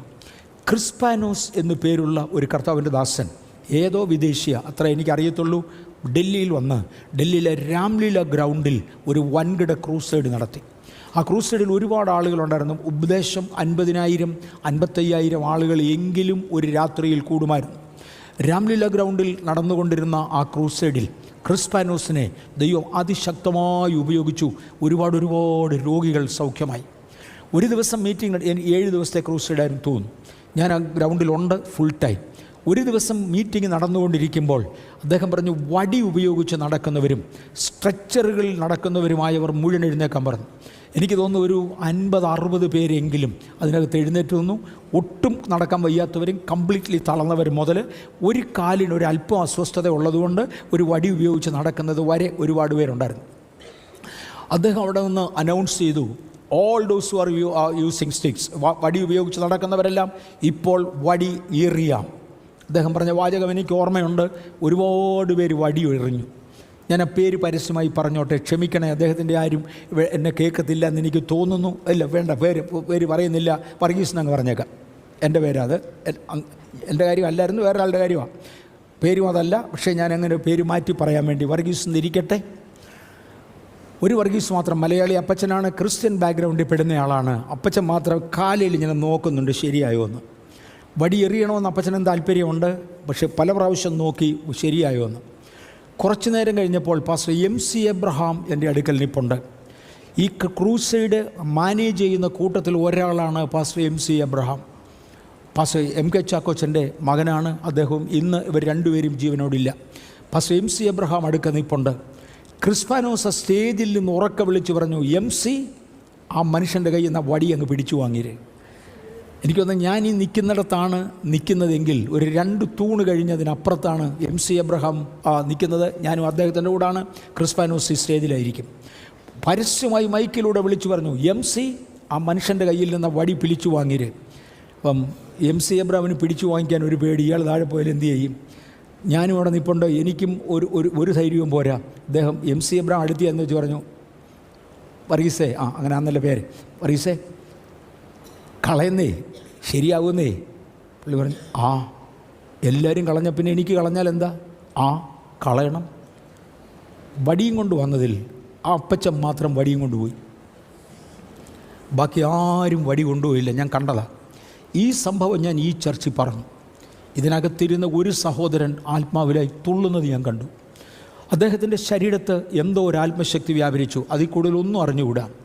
ഒരിക്കലൊരു കൺവെൻഷന് വേണ്ടി ഞാൻ അദ്ദേഹത്തെ കൊണ്ടുപോകുമ്പോൾ ട്രിവാൻഡ്രത്തു നിന്നൊരു 40 കിലോമീറ്റർ അകലെ ഒരു സ്ഥലത്ത് ഞാൻ ഒത്തിരി ക്ഷീണിച്ച്, രാത്രിയിലത്തെ മീറ്റിങ്ങൊക്കെ ഒരുപാട് നീണ്ടുപോകും, ഒത്തിരി ക്ഷീണിച്ച് ഞാൻ റൂമിനകത്ത് കിടക്കുമ്പോൾ വെളിയിലൊരു പ്രാർത്ഥനാ ശബ്ദം കേട്ടുകൊണ്ട് ഞാൻ വെളിയിലോട്ട് നോക്കിയപ്പോൾ ആ സഹോദരനാണ്. ഇവിടുന്ന് ആത്മശക്തി പ്രാപിച്ച ആളുണ്ടല്ലോ, അദ്ദേഹമാണ് തേണ്ടേ ഒരു വടിയുമായി നടക്കുന്ന ഒരു അപ്പച്ചൻ അവിടെ വന്നു. ആ പുള്ളിക്കാരൻ വടി ഇഞ്ഞ് പിടിച്ചു വാങ്ങിച്ചു പറഞ്ഞ് നടക്കടാന്ന് പറഞ്ഞു. നടന്നു. ഞാൻ കണ്ടതാ. നമുക്ക് ആ കാലങ്ങളിലേക്കൊന്ന് മടങ്ങി വരാമോ? നമുക്ക് ആ ദിവസങ്ങളിലേക്കൊന്ന് മടങ്ങി വരാമോ? ദൈവം പഴയ ദൈവം ഇന്നുമാണ്. ദൈവത്തിന് യാതൊരു വ്യത്യാസവുമില്ല. ഗതിഭേദത്താൽ ആച്ഛാദനമില്ല. ദൈവത്തിന് ഇന്നും പ്രവർത്തിക്കുവാൻ കഴിയും. യേശു പറഞ്ഞു, ഞാൻ ചുമ്മാ പറഞ്ഞാൽ നിങ്ങൾ വിശ്വസിക്കത്തില്ല, നിങ്ങളെ വിശ്വസിപ്പിക്കേണ്ടതിനാണ് ഈ അടയാളങ്ങൾ ചെയ്യുന്നത്. ഞാൻ പഴയ നിയമത്തിലേക്ക് പതുക്കെ പോകാൻ തുടങ്ങുകയാണ്. ആരംഭം മുതൽ ചില മിനിറ്റുകൾ, എനിക്ക് തോന്നുന്നത് 1 മണി വരെ തൽക്കാലം അങ്ങോട്ട് പോട്ടെ. അത് കഴിഞ്ഞ് എല്ലാവരും കൂടെ എഴുന്നേറ്റ് നിന്ന് പ്രാർത്ഥിക്കണമെന്നൊക്കെയാണ് എൻ്റെ ആശ. അതിനുശേഷം നമ്മളെല്ലാവരും കൂടി എഴുന്നേറ്റ് നിന്ന് ചിലപ്പോൾ ഈ കൃപാവരങ്ങൾക്ക് വേണ്ടി പ്രാർത്ഥിക്കും. ദൈവാത്മാവ് എങ്ങനെ നടത്തും എന്ന് നമുക്ക് നോക്കാം. ഒരാത്മപകർച്ച എന്നുള്ളത് രാവിലത്തെ എൻ്റെ മോട്ടീവ്. രാവിലത്തെ മെസ്സേജിനായി സ്തോത്രം. മെസ്സേജ് നമുക്ക് കിട്ടിക്കഴിഞ്ഞു. ആ മെസ്സേജിൻ്റെ പുറത്ത് പണിയാൻ നോക്കുക എന്ന് ഞാൻ. അതിനുശേഷം നമുക്കത് പ്രാപിക്കാനായിട്ട് ഏൽപ്പിക്കപ്പെടാം. പഴയ നിയമത്തിൽ രോഗശാന്തിയെക്കുറിച്ച് ആദ്യമായി പറയുന്ന രംഗം, ഇസ്രായേൽ മക്കളെ മിസ്രയീമിൽ നിന്ന് ദൈവം ഇറക്കിക്കൊണ്ടുവന്നു. മിസ്രയീമിൽ അവരൊത്തിരി ബാധകൾ അനുഭവിച്ച് കാണും. എങ്കിലും ഒരു ദൈവസാന്നിധ്യം ഉണ്ടായിരുന്നത് കൊണ്ട് മിസ്രയീമ്യർക്ക് വന്ന പ്രശ്നമൊന്നും ഇവർക്ക് വന്നില്ല. മിസ്രയീമ്യർക്ക് വന്ന രോഗം വന്നില്ലെന്ന് ഞാൻ പറയത്തില്ല. മിസ്രയീമ്യർക്ക് വന്ന ബാധകൾ ഇവരെ ബാധിച്ചില്ല. മിസ്രയീമ്യരുടെ വെള്ളം രക്തമായപ്പോൾ ഇവരുടെ വെള്ളം രക്തമായില്ല. നാട്ടിൽ സാമ്പത്തിക പരാജയം വരുമ്പോൾ നിങ്ങൾക്കത് വരണമെന്നില്ല. നാട്ടിൽ പകർച്ചവ്യാധി വ്യാപരിക്കുമ്പോൾ നിങ്ങൾക്ക് വരണമെന്നില്ല. നാട്ടിൽ ആകപ്പാടെ പ്രശ്നമുള്ളപ്പോൾ നിങ്ങളെ അത് തൊടണമെന്നില്ല. ദൈവത്തിന് അവിടുന്ന് ഒരു വിടുതൽ തരാൻ കഴിയും. എന്നാൽ മിസ്രയീമ്യർക്ക് വന്ന പോലെ രോഗം ഇവർക്കും വന്നിട്ടുണ്ട്. ദൈവം അവരെ അവിടുന്ന് ഇറക്കി. ആ ജനം ചോരത്തളിയും പെസഹയും ആചരിച്ചു. പുതിയ നിയമത്തിൻ്റെ ഭാഷയിൽ രക്ഷിക്കപ്പെട്ടതിൻ്റെ തുല്യമായി. അവർ ചെങ്കടൽ കടന്നു. പുതിയ നിയമത്തിൻ്റെ ഭാഷയിൽ സ്നാനപ്പെട്ടതിന് തുല്യമായി. അവർ മേഘത്തിൻ കീഴിൽ ആരാധിച്ചു. മിരിയാമിനോട് ചേർന്ന് ആരാധിച്ചു. പുതിയ നിയമത്തിൻ്റെ ഭാഷയിൽ അവർ ആത്മാവിൽ ആരാധിച്ചു. അങ്ങനെ മുന്നോട്ട് വരുന്ന ആ ജനം നാളുകൾക്ക് ശേഷം ഏറെക്കുറെ 11 ദിവസത്തെ വഴിയായപ്പോൾ, എത്ര ദിവസം എന്നും കറക്റ്റ് ഓർക്കുന്നില്ല, 11 താഴെയാണ്, സീനായി പർവ്വതത്തിൻ്റെ അരികിലെത്തി. ഞാൻ പറഞ്ഞു മിസ്രയീമിൽ നിന്ന് അവർ ഇറങ്ങിയിട്ട് എല്ലാം കൂടെ 11 ദിവസത്തിന് താഴെയാകുന്നുള്ളൂ. അവിടെ അവർ സീനായി പർവ്വതത്തിൻ്റെ അടുക്കലെത്തി. സീനായി പർവ്വതത്തിൻ്റെ അടിയിലെത്തിയപ്പോൾ ദൈവം മോശയോട് പറഞ്ഞു, മോശേ, ഇവിടെ വെച്ച് എനിക്ക് ജനത്തോട് അല്പം സംസാരിക്കാനുണ്ട്. ഞാനവരെ മിസ്രയീമിൽ നിന്ന് ഇറക്കിയപ്പോൾ എൻ്റെ നിയമങ്ങളും പ്രമാണങ്ങളും ഒന്നും അവരോട് പറഞ്ഞില്ല. ഞാനവരെ ഇഞ്ഞു കൊണ്ടുവരികയായിരുന്നു. ഇവിടെ വന്നിട്ട് പറയാമല്ലോ, ഞാനവരെ ഇഞ്ഞു കൊണ്ടുവരികയായിരുന്നു. മിസ്രയീമിൽ നിന്ന് ഞാൻ പ്രമാണങ്ങൾ പറയാതെ കൊണ്ടുവന്നത് പിന്നത്തേതിൽ അവരോട് പറയാനാണ്. ജനം നിയമം അനുസരിച്ചാലും അനുസരിച്ചില്ലെങ്കിലും അവരെ മിസ്രയീമിൽ കളയത്തില്ല. മിസ്രയീമിൽ നിന്ന് വിടുവിക്കുമെന്ന് തീരുമാനിച്ചു. അത് കഴിഞ്ഞു. ഇനി എനിക്കവരെ എത്തിക്കാൻ ഒരിടമുണ്ട്, അവിടെ എത്തിക്കണം. അവിടെ എത്തുന്നതിന് മുന്നമേ, മിസ്രയീമിൽ നിന്ന് ഇറങ്ങിത്തിരിച്ച ജനം അവിടെ എത്തുന്നതിന് മുന്നമേ ഈ ജനത്തിന് കുറേ നിയമങ്ങൾ കൊടുക്കാൻ ഞാൻ ആഗ്രഹിക്കുന്നു. ആ നിയമങ്ങൾ ഞാൻ കൊടുക്കും. അതുകൊണ്ട് നീ ജനത്തെ വിളിച്ചു കൂട്ടാൻ പറഞ്ഞു. ജനത്തെ വിളിച്ചുകൂട്ടി. ഞാൻ ആ ഭാഗത്തുനിന്ന് ചില വാക്യങ്ങളൂടെ വായിക്കാൻ താല്പര്യപ്പെടുന്നുണ്ട്. അത് പുറപ്പാട് പുസ്തകം 23-ാമത്തെ അധ്യായത്തിൽ നിന്ന് വരുന്നതാണത്. പുറപ്പാട് പുസ്തകം 23-ാമത്തെ അധ്യായം. ഞാൻ നോക്കട്ടെ, അതിൻ്റെ എവിടെ മുതൽ നമുക്ക് എടുക്കണമെന്ന് നോക്കാം.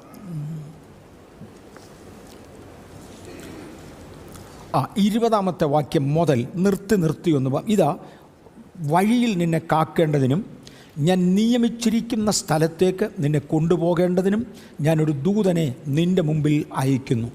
നീ അവനെ ശ്രദ്ധിച്ച് അവൻ്റെ വാക്ക് കേൾക്കണം. അവനോട് വിഘടിക്കരുത്. അവൻ നിങ്ങളുടെ അതിക്രമങ്ങളെ ക്ഷമിക്കയില്ല.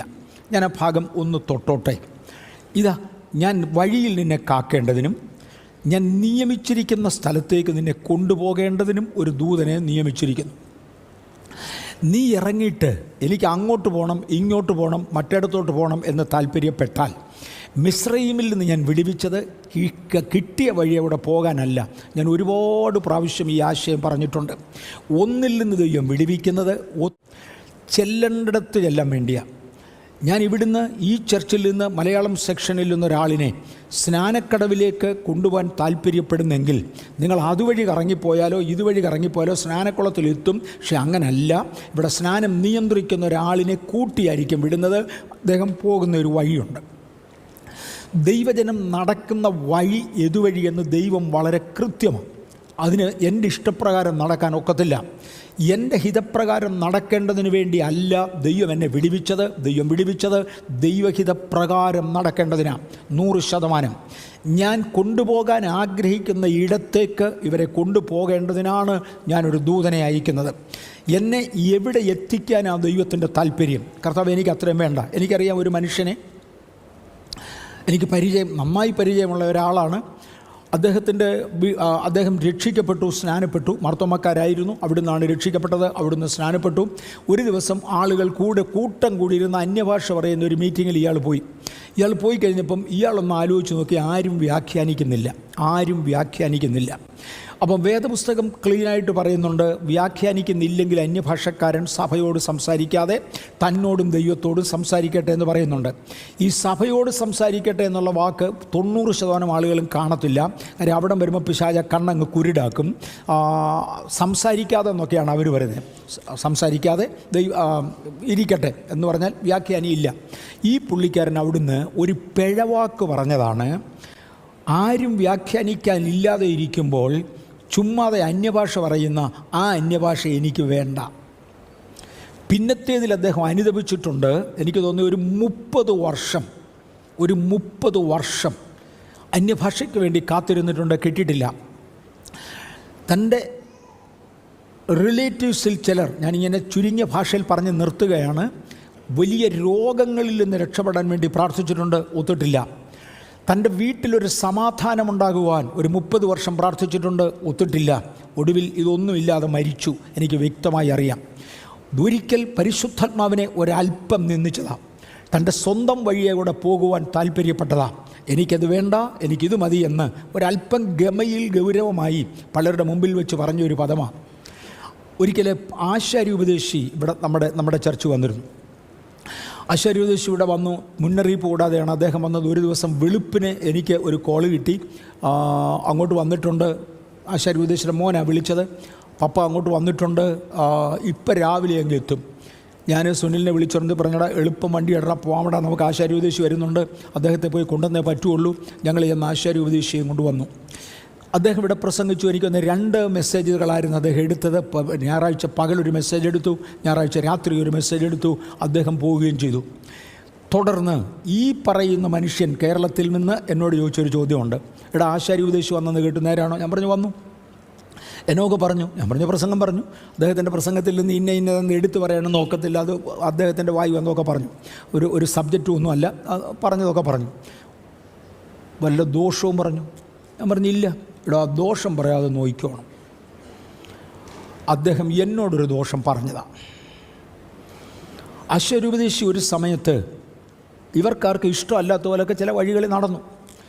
അതുകൊണ്ട് ആശാരിക്ക് ഇനി ഒരു സ്റ്റേജ് കൊടുക്കരുത്, അദ്ദേഹത്തെ ഒരു സ്റ്റേജെ കയറ്റാതെ നോക്കണം എന്നൊക്കെ പറഞ്ഞ് കുറേ ചെറുപ്പക്കാർ, പെന്തക്കോസുകാർ എന്ന് പറഞ്ഞുകൊണ്ട്, പെന്തക്കോസുകാരൊന്നും അല്ല, മുങ്ങിയതാണ്, വെള്ളത്തിൽ മുങ്ങിയത്, അത്രയൊക്കെ ഉള്ളൂ. ഇവരെല്ലാം കൂടി ഒരുമിച്ച് കൂടി ഒത്തിരി ശ്രമിച്ചു. ആശാര്യോപദേശിയെ ദൈവം വിളിച്ചതായതുകൊണ്ട് അദ്ദേഹത്തിൻ്റെ വേല തുടർന്നു. അദ്ദേഹം സ്നാന ശുശ്രൂഷയും തുടർന്നു.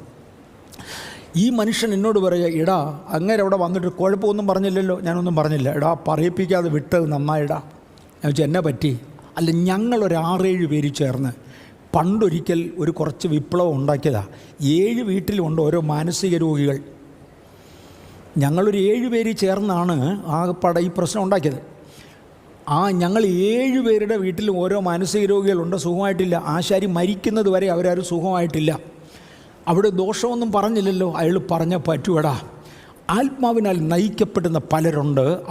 അവരുടെ മേലൊരു അധികാരമുണ്ട്, അവരുടെ മേൽ ഏതാണ്ടൊരു ദൈവകൃപയുണ്ട്. യേശു പറഞ്ഞു, ഞാൻ ചുമ്മാതെ നിങ്ങളോട് പറഞ്ഞാൽ നിങ്ങൾ അംഗീകരിക്കത്തില്ല. അപ്പം നിങ്ങൾ അംഗീകരിക്കാൻ വേണ്ടി നിങ്ങളെ ചില അടയാളം കൂടെ കാണിക്കാൻ പോവാം. ഇതിനകത്തിരിക്കുന്ന ദൈവമക്കളൊരു അടയാളവുമായി പോകാൻ നാം കാണിക്കുന്ന അടയാളം കഴിവുള്ളിടത്തോളം ജനത്തെ ബിൽഡ് ചെയ്യുന്നതായിരിക്കണം. നാം കാണിക്കുന്ന അടയാളം കഴിവുള്ളിടത്തോളം ജനത്തെ പണിയുന്നതായിരിക്കണം, ജനത്തിന് പ്രയോജനപ്പെടുന്നതായിരിക്കണം. പ്രാർത്ഥിച്ചുകൊണ്ടിരിക്കും, കർത്താവേ സെപ്റ്റംബറിൽ ഒരു പകർച്ച ഉണ്ടെങ്കിൽ എൻ്റെ മേൽ ആ പകർച്ച വേണം എന്ന് നമുക്ക് ദൈവത്തോട് പറഞ്ഞുകൊണ്ടിരിക്കാം.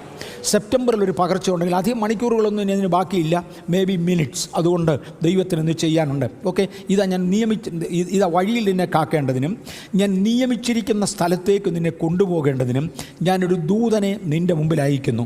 നീ അവനെ ശ്രദ്ധിച്ച് അവൻ്റെ വാക്ക് കേൾക്കണം. അവനോട് വിഘടിക്കരുത്. അവൻ നിങ്ങളുടെ അതിക്രമങ്ങളെ ക്ഷമിക്കയില്ല. ഒരർത്ഥത്തിൽ ഇത് പരിശുദ്ധാത്മാവിനെ കുറിക്കുന്ന ഒരു പദമാണ്. പുതിയ നിയമത്തിൽ പരിശുദ്ധാത്മാവിനോട് വിഘടിക്കരുത്, പരിശുദ്ധാത്മാവിനോട് പാപം ചെയ്യരുത്. പരിശുദ്ധാത്മാവ് പറയാതെ പറയുന്നത് കേൾക്കാത്തവനെ അവൻ്റെ പാപം ക്ഷമിക്കപ്പെടത്തില്ല, അവൻ്റെ മേൽ ശാപം വീഴും എന്നൊക്കെ പുതിയ നിയമത്തിൽ യേശു പറയുന്നുണ്ട്. അതിന് തുല്യമായൊരു പദപ്രയോഗമാണിവിടെ. ഞാനൊരു ദൂതനെ അയക്കാം. പലപ്പോഴും പഴയ നിയമത്തിൽ ദൂതൻ എന്ന് പറയുന്നത് തൃത്വത്തിലെ ഒരു വ്യക്തിത്വത്തെ, പിതാവും പുത്രനും പരിശുദ്ധാത്മാവുമാണ് തൃത്വത്തിലെ 3 വ്യക്തികൾ. അതിലെ പുത്രനെയോ പരിശുദ്ധാത്മാവിനെയോ കുറിക്കുന്ന ഒരു പദത്തെയാണ് പഴയ നിയമത്തിൽ പലപ്പോഴും പറയുന്നത്. കാര്യം പഴയ നിയമത്തിൽ പുത്രനെന്നും പരിശുദ്ധാത്മാവും എന്നുള്ള വെളിപ്പാടുണ്ടായിട്ടില്ല. അതുകൊണ്ട് ദൂതൻ എന്ന് പലപ്പോഴും പറയാറുണ്ട്. ഞാനൊരു ദൂതനെ നിങ്ങളുടെ മുമ്പിലോട്ട് അയക്കാൻ പോകുക. കർത്താവേ, ഇന്ന് പകൽ ഒരു പ്രാവശ്യം കൂടെ കഴിഞ്ഞ പ്രാവശ്യങ്ങളെക്കാൾ ശക്തമായി ഒരു പരിശുദ്ധാത്മാവ് സഭയുടെ മുമ്പിൽ നടക്കുവാൻ ഞങ്ങൾ അങ്ങയോട് പ്രാർത്ഥിക്കുന്നു. അത് സത്യമായിട്ടും എൻ്റെ പ്രാർത്ഥനയെ. കർത്താവേ, പരിശുദ്ധാത്മാവ് ഞങ്ങളുടെ മുമ്പിൽ ഒന്ന് ഇറങ്ങി നടക്കുവാൻ, സഭയെ കൊണ്ടുപോകുവാൻ, കർത്താവേ അങ്ങയുടെ വഴിയിൽ മാത്രം നടക്കുവാൻ, അങ്ങയ്ക്ക് വേണ്ടത് മാത്രം ചെയ്യുവാൻ, അടിയങ്ങളുടെ മുമ്പിൽ നടക്കേണ്ടതിന് കർത്താവേ ആ ആത്മാവിനെ അയക്കണമേ എന്ന് ഞങ്ങൾ അങ്ങയോട് പ്രാർത്ഥിക്കുന്നു. ഞങ്ങൾ ആത്മാവിനോട് വിഘടിക്കാതെ വണ്ണം പറയുന്നത് അനുസരിച്ച് പോകുവാൻ സ്വർഗത്തിലെ ദൈവമേ കൃപ തരണമേ. ഈ ഇരിക്കുന്ന സമയത്ത് ചില ഹൃദയങ്ങളോട് ദൈവം ഇടപെടും, നിൻ്റെ ജീവിതത്തിൽ ഇന്ന ക്രമീകരണം വേണമെന്ന്. ഞാൻ കഴിഞ്ഞ ദിവസം ഒന്ന് പറഞ്ഞിരുന്നു, എൻ്റെ ഓർമ്മയിൽ. അതെ, ആദ്യത്തെ സ്റ്റാർട്ടിംഗ് ഡേറ്റ് ഞാൻ പറഞ്ഞ ഇതാണ്.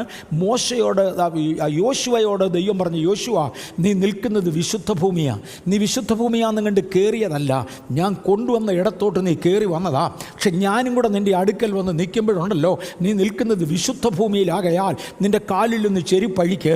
ചെരുപ്പ് ദൈവത്തിന് പേടിയാന്നല്ല, പക്ഷെ ഓരോ ഇടത്തിന് ഓരോ വിശുദ്ധീകരണം വേണം, ഓരോ ഇടത്തിന് ഓരോ ക്രമീകരണം വേണം. ഇന്ന് പകൽക്കാലം പരിശുദ്ധാത്മാവ് ഇടപെടട്ടെ. ആ ദൈവ സാന്നിധ്യത്തിൻ്റെ കീഴിലാണ്, ഒരു വിരിക്കപ്പെട്ട മേഘത്തിൻ്റെ കീഴിലാണ് സഭ ഇപ്പോൾ ഇരിക്കുന്നത്. എന്നെ ഓൺലൈനിൽ ശ്രദ്ധിക്കുന്ന പലരും ശ്രദ്ധിച്ചോണം. ചിലരുടെ ശരീരങ്ങൾ തിരിച്ചറിയുമാറ് ദൈവസാന്നിധ്യം അവിടെ വ്യാപരിക്കുന്നുണ്ടെങ്കിൽ ഇന്ന് പകൽ ഒന്നുകൂടെ ആവർത്തിക്കാം, നിങ്ങളുടെ ശരീരങ്ങൾ തിരിച്ചറിയുമാറ് ദൈവസാന്നിധ്യം അവിടെ വ്യാപരിക്കുന്നുണ്ടെങ്കിൽ നിങ്ങളും ആ മേഘത്തിൻ്റെ കീഴിലാണ് എന്ന് മറക്കരുത്. ഈ മേഘത്തിൻ്റെ കീഴിൽ ഇപ്പോൾ ദൈവം ഇടപെടുന്ന സമയത്ത് നിങ്ങളുടെ ഹൃദയത്തോട് ഇടപെടുന്നതിന് ഒത്തവണ്ണം വേണ്ട ക്രമീകരണങ്ങൾ വരുത്ത്. നീ നിൽക്കുന്നത് വിശുദ്ധ ഭൂമിയാകയാൽ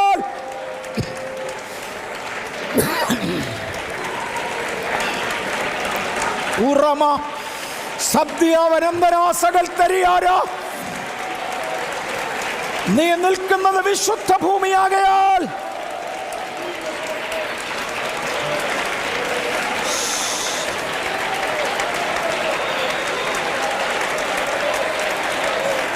Amen.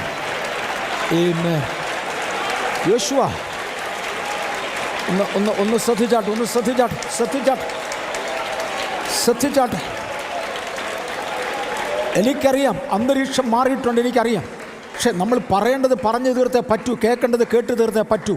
ഇതിന് രണ്ടിനും കൂടെ ടൈം എടുക്കേണ്ടത് കൊണ്ട് ദയവായി ശ്രദ്ധിക്കണം. യോശുവ, നിനക്കൊരു ഇൻഡിപെൻഡൻറ്റ് മിനിസ്ട്രി അല്ല, നീ മോശയുടെ അനുയായിയാണ്.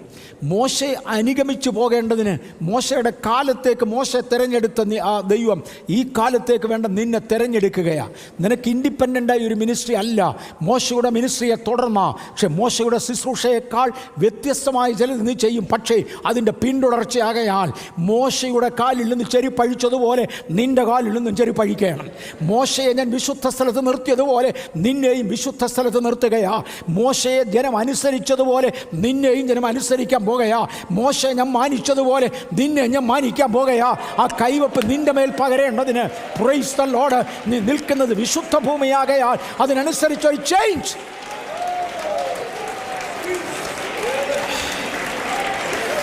ആമേൻ. സഭയും ആ ചേഞ്ചിലേക്ക് വരട്ടെ. എലീശ, അങ്ങയുടെ മിനിസ്ട്രി ഇൻഡിപെൻഡൻ്റ് അല്ല, അങ്ങൊരു ഏലിയാവിൻ്റെ പുറകെ വരേണ്ടവനാ.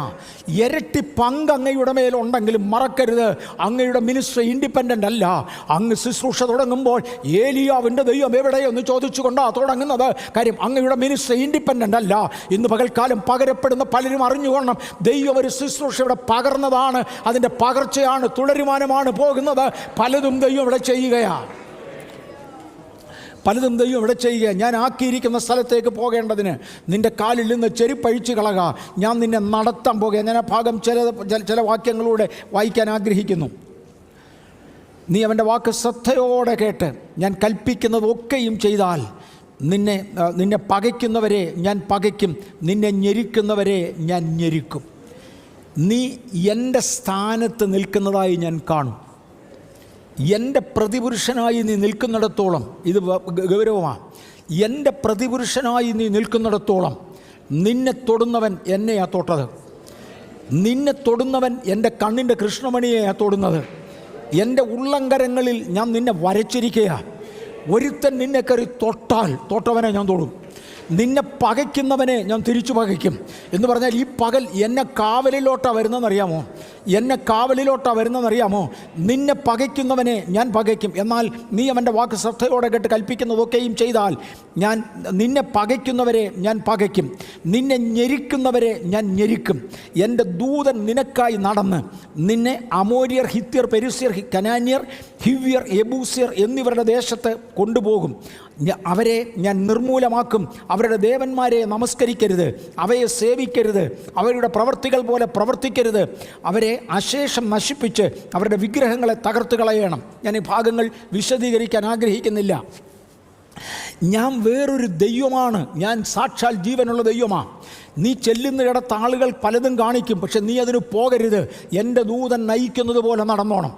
ഇതൊക്കെ വേർപാടിൻ്റെ അങ്ങേ അറ്റം വരെ ചിത്രീകരിക്കുന്ന ഭാഗങ്ങളാണ്. എൻ്റെ ദൂതൻ നടത്തുന്നത് പോലെ നീ നടന്നോണം. നീ കണ്ടതിൻ്റെ പുറകെ പോകരുത്, നീ നിൽക്കുന്നതിൻ്റെ പുറകെ നിൽക്കരുത്. അങ്ങനെയാണെങ്കിൽ നിൻ്റെ ഉത്തരവാദിത്വം ഞാൻ ഏറ്റെടുക്കും. നിൻ്റെ ഉത്തരവാദിത്വം ഞാൻ ഏറ്റെടുക്കും. ആ പദത്തിനകത്ത് പരിശുദ്ധാത്മാവ് ഒന്നുകൂടെ സ്ട്രെസ് ചെയ്യുക.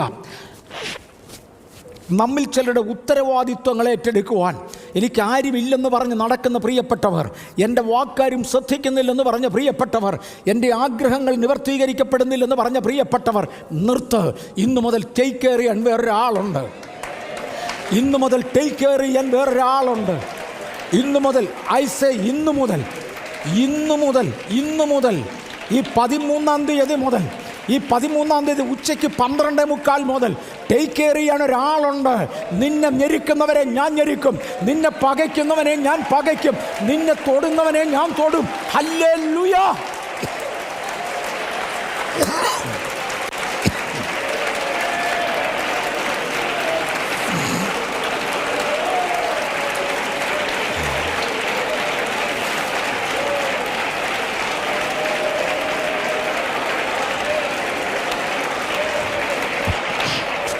കർത്താവേ, ഈ വാഗ്ദത്തങ്ങളുടെ വലിപ്പത്തിനായി സ്തോത്രം. ആകാശം മാറുമെങ്കിലും ഭൂമി മാറുമെങ്കിലും ഈ വള്ളി, ഇതിനകത്തുനിന്നൊരു വള്ളിയും പുള്ളിയും മാറുകയില്ല എന്ന് കൽപ്പിച്ച നിത്യനായ ദൈവമേ, ഞങ്ങൾ തൃക്കരങ്ങളിൽ ഞങ്ങളെ ഏൽപ്പിക്കുകയാണ്. ഇന്ന് പകലൊരു പകർച്ചയ്ക്കായി അങ്ങയുടെ ജനത്തെ ഞാൻ വിട്ടുതരികയാണ്. നിങ്ങളുടെ ദൈവമായ യഹോവയെ തന്നെ സേവിപ്പീൻ. 25, എന്നാൽ അവൻ നിൻ്റെ അപ്പത്തെയും വെള്ളത്തെയും അനുഗ്രഹിക്കും. ഞാൻ രോഗങ്ങളെ നിൻ്റെ നടുവിൽ നിന്ന് അകറ്റിക്കളയും. ഗർഭമലസുന്നവളും മച്ചയും നിൻ്റെ ദേശത്തുണ്ടാകയില്ല. നിൻ്റെ ആയുഷ്കാലം ഞാൻ പൂർത്തിയാക്കും. എൻ്റെ ഭീതിയെ ഞാൻ നിൻ്റെ മുമ്പിൽ അയച്ചിരിക്കുന്നു. നീ ചെല്ലുന്നിടത്തുള്ള ജാതികളൊക്കെയും അമ്പരപ്പിക്കും. നിൻ്റെ സകല ശത്രുക്കളെയും നിൻ്റെ മുമ്പിൽ നിന്ന് ഓടിക്കുകയും ചെയ്യും. ഞാൻ എൻ്റെ ഭീതി നിൻ്റെ മുമ്പിൽ അയക്കും. ദൈവത്തിൻ്റെ ആയുധങ്ങൾ എന്നൊരു പ്രത്യേക വിഷയം ഞാൻ എടുത്തിട്ടുണ്ട്. വേദപുസ്തകം പഠിക്കുമ്പോൾ ദൈവത്തിൻ്റെ ആയുധങ്ങളിൽ ഏറ്റവും പ്രധാനപ്പെട്ട ഒന്ന്, എൻ്റെ ഭീതി അവരുടെ മുമ്പിൽ ചെല്ലും. ദൈവത്തിൻ്റെ ഭീതി അയക്കുന്നവനായ ഒരു ദൈവമുണ്ട്.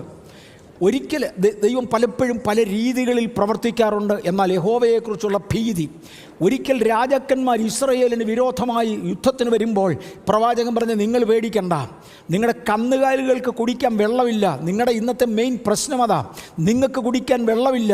അതുകൊണ്ടൊരു കാര്യം ചെയ്യുക, നിങ്ങൾ മഴയും കാണത്തില്ല, കാറ്റും കാണത്തില്ല, പക്ഷെ നിങ്ങൾക്ക് ഭാഗം നിങ്ങൾ ചെയ്യണം. നിങ്ങൾ ഓരോരുത്തൻ ഓരോ കുഴി വീതം കുഴിക്കണം. ഓരോരുത്തൻ ഒരു കുഴി വീതം കുഴിക്കണം. കാറ്റ് കാണത്തില്ല, മഴ കാണത്തില്ല. എന്തോ ഇവരുടെ പ്രശ്നം, വെള്ളമില്ല എന്നുള്ളതാണ് ഇവരുടെ പ്രശ്നം. നിങ്ങളൊരു കുഴി കുഴിക്കുന്നത് മരുഭൂമിയാണ്. ഈ കുഴി വെള്ളമൊന്നും വരത്തില്ല, പക്ഷെ നിങ്ങൾ കുഴിക്ക്. അവർ കുഴിച്ചു. പിറ്റേ ദിവസം നേരം വെളുത്തപ്പോൾ എല്ലാ കുഴിയും വെള്ളം കൊണ്ട് മൂടി. എല്ലാ കുഴിയും വെള്ളം കൊണ്ട് മൂടി.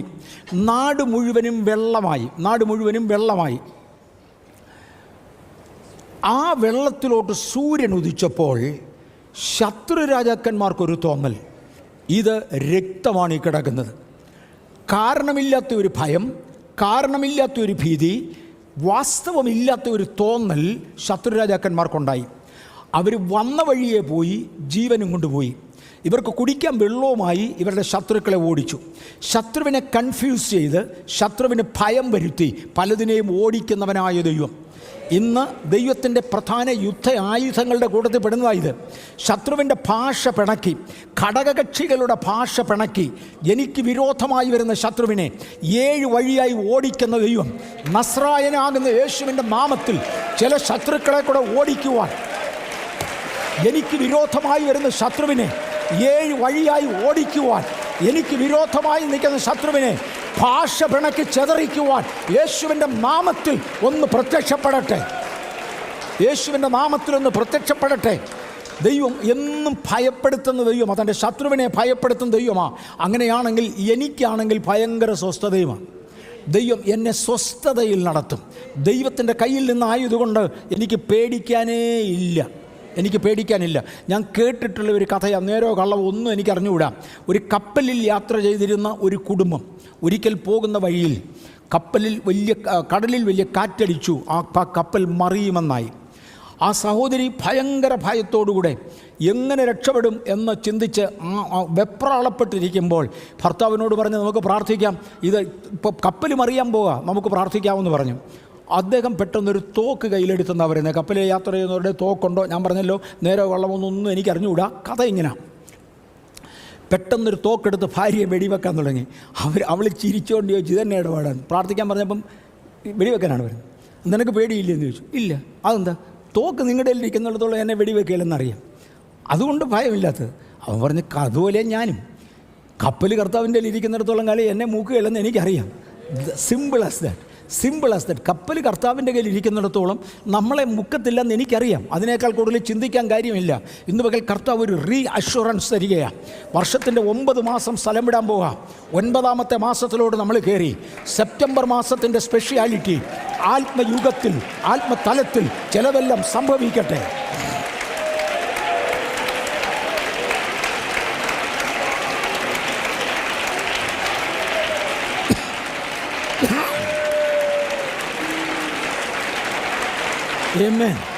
അവൻ നിൻ്റെ അപ്പത്തെയും വെള്ളത്തെയും അനുഗ്രഹിക്കും. എന്നാ ഈ പറഞ്ഞത്? ഒന്ന്, ഭക്ഷിക്കുന്നത് ശരീരത്ത് പിടിക്കും. നമുക്കാവശ്യമുള്ള മെഡിക്കൽ വാല്യൂ മുഴുവനും കിട്ടേണ്ടത് ആഹാരത്തിൽ നിന്നാണ്. അത് നമുക്ക് കിട്ടാതെ വരുന്നത് കൊണ്ടാണ് എക്സ്റ്റേണൽ മെഡിസിൻ നമ്മൾ പലപ്പോഴും എടുക്കേണ്ടതായി വരുന്നത്. എൻ്റെ കർത്താവിന് പറയാനുള്ളത്, ദൈവം ഒരു പ്രത്യേകത അയച്ചാൽ മിസ്രയീമ്യർക്ക് വരുത്തിയ ബാധകളിലൊന്നും വരത്തില്ല. ഞാൻ നിന്നെ സൗഖ്യമാക്കുന്ന നമ്മളെ വാക്യം വരെ വരും. എന്നാൽ ആരംഭമായി ഞാൻ നിൻ്റെ ആഹാരത്തെ അനുഗ്രഹിക്കും, ഞാൻ നിൻ്റെ വെള്ളത്തെ അനുഗ്രഹിക്കും. വെള്ളം ശപിക്കപ്പെട്ട് കഴിഞ്ഞാൽ പല പെശകൊണ്ട് അവിടെ ഗർഭനാശം ഉണ്ടാകും, ഭാവി ഇല്ലാതെയാകും, തലമുറകൾ ഇല്ലാതെയാകും. തലമുറകളെക്കുറിച്ച് പറഞ്ഞപ്പോൾ ഞാൻ പെട്ടെന്നൊരു പദം ഓർക്കുക. ഈ മാസത്തിൻ്റെ ആരംഭത്തെങ്കിൽ ദൈവാത്മാവിനോട് ഇടപെട്ട ഒരു ആലോചനയാണ്. അന്ത്യകാലത്ത് താൻ ഞാൻ ഏലിയ പ്രവാചകനെ അയക്കും.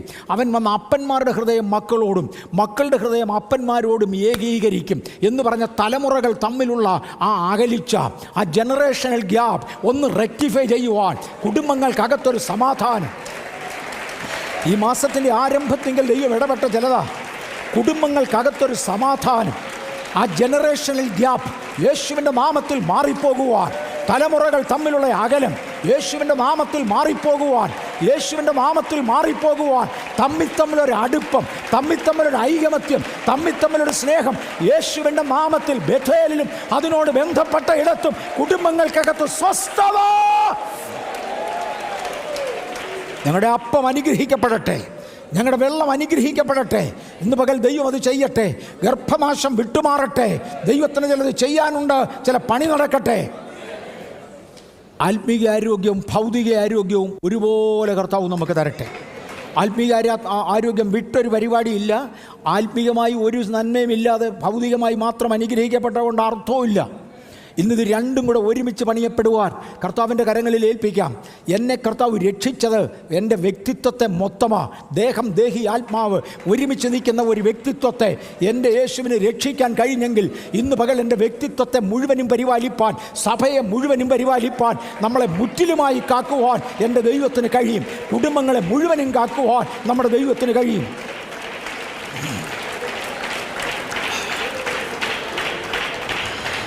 അവൻ നിൻ്റെ അപ്പത്തെയും വെള്ളത്തെയും അനുഗ്രഹിക്കും. ഞാൻ രോഗങ്ങളെ നിൻ്റെ നടുവിൽ നിന്ന് അകറ്റിക്കളയും. ഗർഭമലസുന്നവളും മച്ചിയും നിൻ്റെ ദേശത്തുണ്ടാകയില്ല. നിൻ്റെ ആയുഷ്കാലം ഞാൻ പൂർത്തിയാക്കും. ഇവിടെയൊക്കെ ഞാൻ ചെയ്യുമെന്നാണ് എഴുതിയിരിക്കുന്നത്. അങ്ങ് പൂർത്തിയായിക്കോളുമെന്നല്ല, അതിനൊരു ഉത്തരവാദിത്തപ്പെട്ടവനുണ്ട്. നിൻ്റെ ആയുഷ്കാലം നടന്നോളും, കർത്താവ് നോക്കിക്കോളും. സോറി, ഞാനത് ചെയ്യും.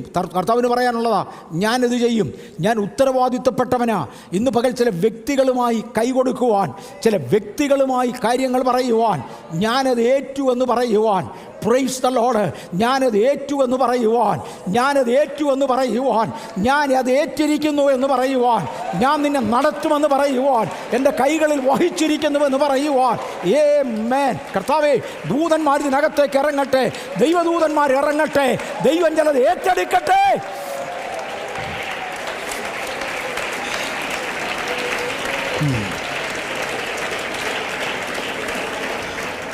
എൻ്റെ ഭീതിയെ ഞാൻ നിൻ്റെ മുൻപിൽ അയച്ച് നീ ചെല്ലുന്നിടത്തുള്ള ജാതികളെ ഒക്കെയും അമ്പരിപ്പിക്കുകയും നിൻ്റെ സകല ശത്രുക്കളെയും നിൻ്റെ മുമ്പിൽ നിന്ന് ഓടിക്കുകയും ചെയ്യും. ഈ ദിവസങ്ങളിൽ ദൈവം ചില പ്രത്യേക ക്രിയകൾ ചെയ്യട്ടെ.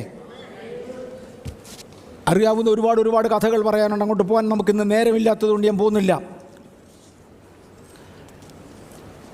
ദേശം ശൂന്യമായി കിടക്കാതെ, കാട്ടുമൃഗങ്ങൾ വന്ന് നിന്നെ ഉപദ്രവിക്കാതെ ജാതികളെ ഒറ്റ ദിവസം ഞാൻ മാറ്റത്തില്ല. നീ വളരുന്നതിനനുസരിച്ച് ഞാൻ ജാതികളെ മാറ്റും. നീ വളർന്നാൽ ജാതികൾ മാറും.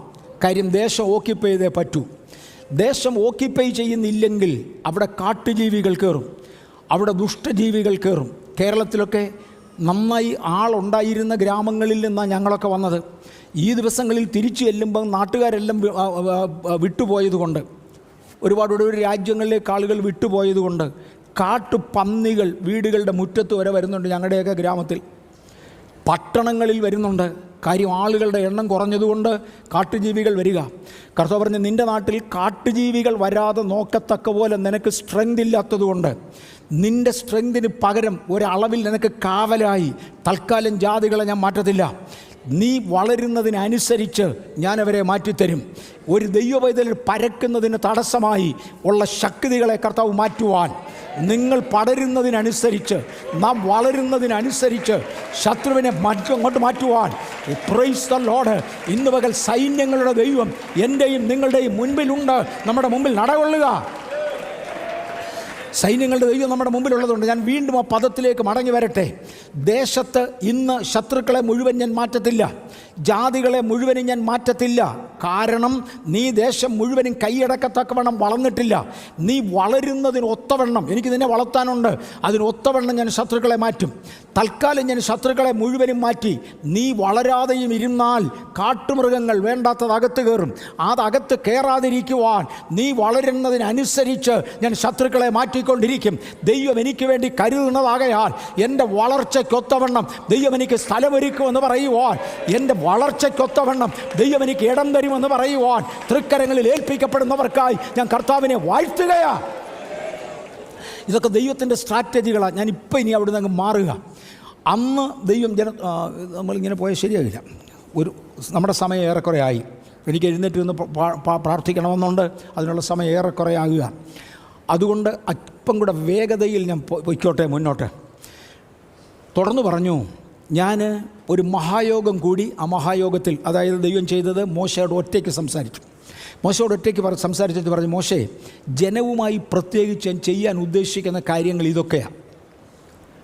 സഭയുടെ വളർച്ചയുടെ ആരംഭ ദിവസങ്ങളിൽ കർത്താവ് തന്നുകൊണ്ടിരുന്ന ദൈവിക പ്രോജക്റ്റുകൾക്കായി ഞാൻ ദൈവത്തെ സ്തുതിക്കുന്നു. ഗംഗാനഗറിൽ കാണുന്ന ആ ചർച്ച് ബിൽഡിംഗ് പണിയുമ്പോൾ കൂടിയാൽ നമുക്ക് 350 പേരുള്ള സമയത്താണ് ആ ബിൽഡിംഗ് പണിയുന്നത്. ആ ബിൽഡിങ്ങിനകത്ത് മൊത്തം എല്ലാ നിലയിലും കൂടെ ചേർത്താൽ എൻ്റെ അഭിപ്രായത്തിൽ 2000 ശിഷ്ടം ആളുകൾക്കിരിക്കാം. അതിലും കൂടുതൽ കാണും, ഇല്ലയോ? അതിലും കൂടുതൽ കാണും. എല്ലാ നിലയും കൂടെ ഒരുമിച്ച് ചേർത്താൽ 2000 ശിഷ്ടം ആളുകൾക്ക് ഇരിക്കാം. അന്ന് നമുക്ക് 350 ആളിന് താഴെയുള്ളൂ. 350 താഴെ ഉള്ളപ്പോഴാണ് കർത്താവ് പറയുന്നത് ഇത് അങ്ങോട്ട് പണിയാൻ.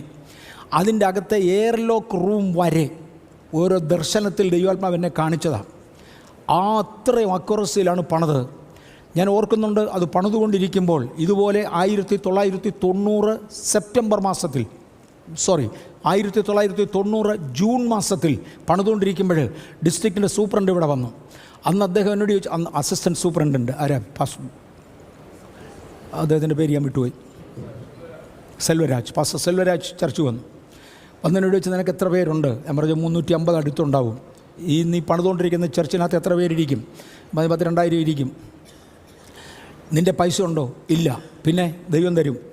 എടാ, അടുത്തൊരാൾ പണിതത്, ഇതൊന്നും മറക്കാനൊക്കത്തില്ല, അടുത്തൊരാൾ പണിതത് 1000 പേർക്ക് ഇരിക്കാവുന്നതാണ് പണിതത്. നിൻ്റെ അതേ സാഹചര്യമായിരുന്നു. അദ്ദേഹത്തിന് തക്ക സമയത്ത് കോൺട്രാക്ടർക്ക് കൊടുക്കാൻ പണമില്ലാതെ വന്നതുകൊണ്ട് കുറച്ച് കടം വാങ്ങേണ്ടതായി വന്നു. അവസാനം കൊടുത്തു വീട്ടാൻ നിവൃത്തിയില്ലാതെ ആ മനുഷ്യൻ ഹാർട്ട് അറ്റാക്കായി മരിച്ചു. ഞാനും സെൽവരാജു പാസ്റ്ററും കൂടെ ചേർന്നാണ് ശവസംസ്കാരത്തിന് പോയത്. അതും കഴിഞ്ഞ് നേരെ ഇങ്ങോട്ട് അങ്ങേര് വന്നത്. ചോദിച്ചു, നിനക്കും ഇതുപോലൊരു ട്രാജഡിയിൽ പോണോ? അതിനേക്കാൾ ഭേദം ഉള്ളയാളിന് ഇരിക്കാനുള്ളത് പണി, അത് പോരായോ? ഞാൻ അദ്ദേഹത്തോട് പറഞ്ഞത് എനിക്ക് ഓർമ്മയുണ്ട്, സാറേ നിങ്ങളാരും തരത്തില്ലെന്ന് എനിക്കറിയാം, നിങ്ങൾ തരികയും വേണ്ട, കാര്യം നിങ്ങൾ എന്നോട് പറഞ്ഞിട്ടില്ല ഞാൻ പണിയുന്നത്. എൻ്റെ സ്വപ്നങ്ങളിൽ, എൻ്റെ ദർശനങ്ങളിൽ എന്നോട് സംസാരിച്ച ദൈവം പറഞ്ഞതുപോലെ ഞാൻ പണിയുക. പറഞ്ഞപ്പോൾ ഞാനൊരു പിഴവാക്കും കൂടെ എക്സ്ട്രാ കയറി പറഞ്ഞു പോയി. ആ ഒരു ഫ്ലോർ ഞാൻ അദ്ദേഹത്തോട് പറഞ്ഞു, ഈ ഫ്ലോറ് ഈ ഡിസംബറിന് മുമ്പേ പണി തീർക്കും, ഈ ഡിസംബറിന് മുമ്പേ പണി തീർക്കും. എന്നിട്ട് ഞാനതിൻ്റെ ലാസ്റ്റ് ലൈൻ വരെ നടന്നു. അവിടെ ചെന്നേച്ച് ഞാൻ അവിടെ നിന്നുകൊണ്ട് പറഞ്ഞു, ഇവിടെ ഞാൻ ഈ ഡിസംബർ 31 ഇവിടെ ഞാൻ കർത്തൃമേശ കൊടുക്കും ആളുകൾക്ക്. ഇപ്പം 350 പേരെ ഉള്ളൂ. ഇത് ഒരു ഫ്ലോറിനകത്ത് അപ്രോക്സിമേറ്റ്ലി 1000 പേർക്ക് ഇരിക്കാം. അതാണ് നമ്മൾ പണിതുകൊണ്ടിരിക്കുന്നത്. പാസ്റ്റർ സാറിൻ്റെ അഭിപ്രായപ്രകാരം, പാസ്റ്ററുടെ അഭിപ്രായപ്രകാരം അനാവശ്യമായിട്ട് പണിയാണ്. അല്ല, ദൈവം എന്നോട് ഇടപെട്ടതാ, ദൈവം എന്നെ കാണിച്ചതാ. ഇതിനകത്ത് എയർ ലോക്ക് റൂം വരെ അതെങ്ങനെ ഇരിക്കണമെന്ന് ദൈവം എന്നെ കാണിച്ചാൽ ഞാൻ പണിയുക. നിൻ്റെ വിശ്വാസം വലുതെന്ന് പറഞ്ഞ് അദ്ദേഹം പോയി.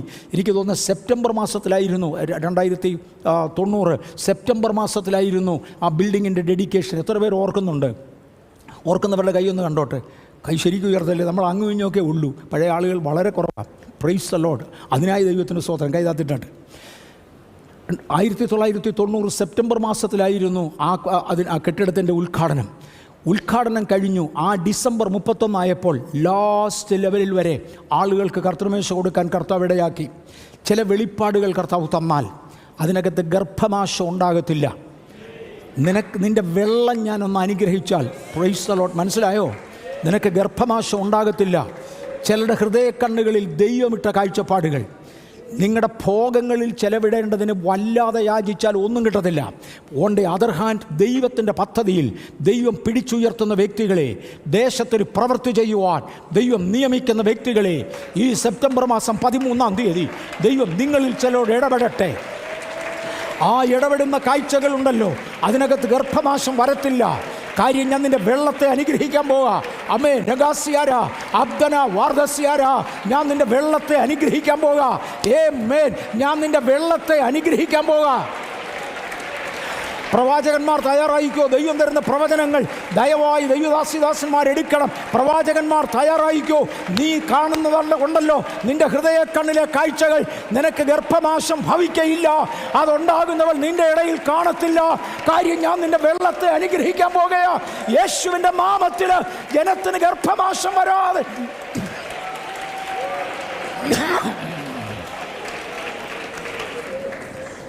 വെള്ളം അനുഗ്രഹിക്കപ്പെടട്ടെ. ഞാൻ നിൻ്റെ അപ്പത്തെ അനുഗ്രഹിക്കും.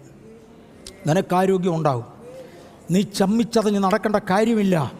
നിനക്കാരോഗ്യമുണ്ടാകും. നീ തല നിവർത്ത് തന്നെ നടക്കുവാൻ, നെഞ്ചു വിരിച്ച് നടക്കുവാൻ, ആരുടെയും മുമ്പിൽ നീ കുനിയാതെ, ആരുടെയും മുമ്പിൽ നീ മടങ്ങാതെ നേരെ നടക്കുവാൻ ശക്തനായ ദൈവം ഇന്ന് നിങ്ങളെ നടത്തട്ടെ. Praise the Lord.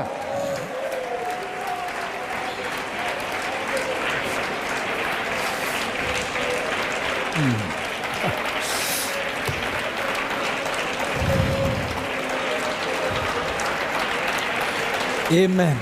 കേരളത്തിലുള്ള ശ്രദ്ധിച്ചാലും കേരളത്തിലുള്ള ഒരു ദൈവഭൃത്യൻ്റെ വിവാഹം നടത്താൻ എന്നോട് ആവശ്യപ്പെട്ടു. ഞാൻ കേരളത്തിൽ പോയി, അദ്ദേഹം ഒരു അറിയപ്പെടുന്ന ദൈവദാസനാണ്. അദ്ദേഹത്തിൻ്റെ വിവാഹം നടത്തി. അന്ന് സുരേഷ് ബാബു ഉണ്ടായിരുന്നു. സുരേഷ് ബാബു ബ്രദറാണ് അന്ന് മെസ്സേജ് കൊടുത്തത്. കപ്പിളിനെ ഒടുവിലായി അനുഗ്രഹിക്കാൻ സാമച്ചൻ പാസ്റ്ററോട് ആവശ്യപ്പെട്ടു. സാമച്ചനാണ് കപ്പിളിനെ അനുഗ്രഹിക്കാൻ വന്ന് നിന്നത്.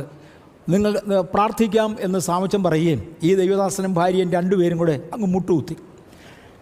ഞാൻ വിവാഹം കഴിഞ്ഞ് ആരോടും മുട്ടുകുത്താൻ ആവശ്യപ്പെടാറില്ല. എനിക്കൊന്ന് 1-2 കേസസ് പ്രത്യേക ആത്മനടത്തിപ്പിൽ ഞാൻ മുട്ടുകുത്താൻ ഒക്കുമോ എന്ന് ചോദിച്ചത് എനിക്ക് ഓർമ്മയുണ്ട്. അവർ മുട്ടുകുത്തിയിട്ടുണ്ട്. ഇദ്ദേഹത്തോട് മുട്ടുകുത്താൻ ആരും പറഞ്ഞതല്ല, സാമച്ചൻ ആവശ്യപ്പെട്ടതുമല്ല. അവർ രണ്ടുപേരും അങ്ങ് മുട്ടുകുത്തി. സാമച്ചൻ പാസ്റ്റർ അവരെ രണ്ടുപേരുടെയും തലയിൽ കൈവച്ചു. എന്നിട്ട് എല്ലാ സഹോദരന്മാരും കൂടെ അടുത്ത് വരാൻ പറഞ്ഞു. കർത്താവദാസന്മാർ അടുത്ത് വന്നപ്പോൾ സാമച്ചൻ ഒരൊറ്റ ദൂത് പറഞ്ഞു, നിങ്ങൾ മുട്ടുമടക്കിയത് ദൈവത്തിൻ്റെ മുമ്പിലാകയാൽ ജീവിതത്തിൽ മനുഷ്യൻ്റെ മുമ്പിൽ മുട്ടുമടക്കത്തില്ല. ചുമ്മാ നീ വാക്കെൻ്റെ അകത്ത് ഇനി കയറി വരിക. സാമച്ചൻ പാസ്റ്റർ അന്ന് അവരോട് പറഞ്ഞതാ. അന്നത്തേതിനേക്കാൾ ആ ദൈവദാസൻ എനിക്ക് തോന്നുന്നത് ഭൗതികമായി ഒരു 50 ഇരട്ടി വളർന്നിട്ടുണ്ട്. ആത്മീയമായും എനിക്കറിഞ്ഞുകൂടാ എത്ര ഇരട്ടി എന്ന് പറയാൻ അറിഞ്ഞുകൂടാ, ഒരുപാട് വളർന്നിട്ടുണ്ട്.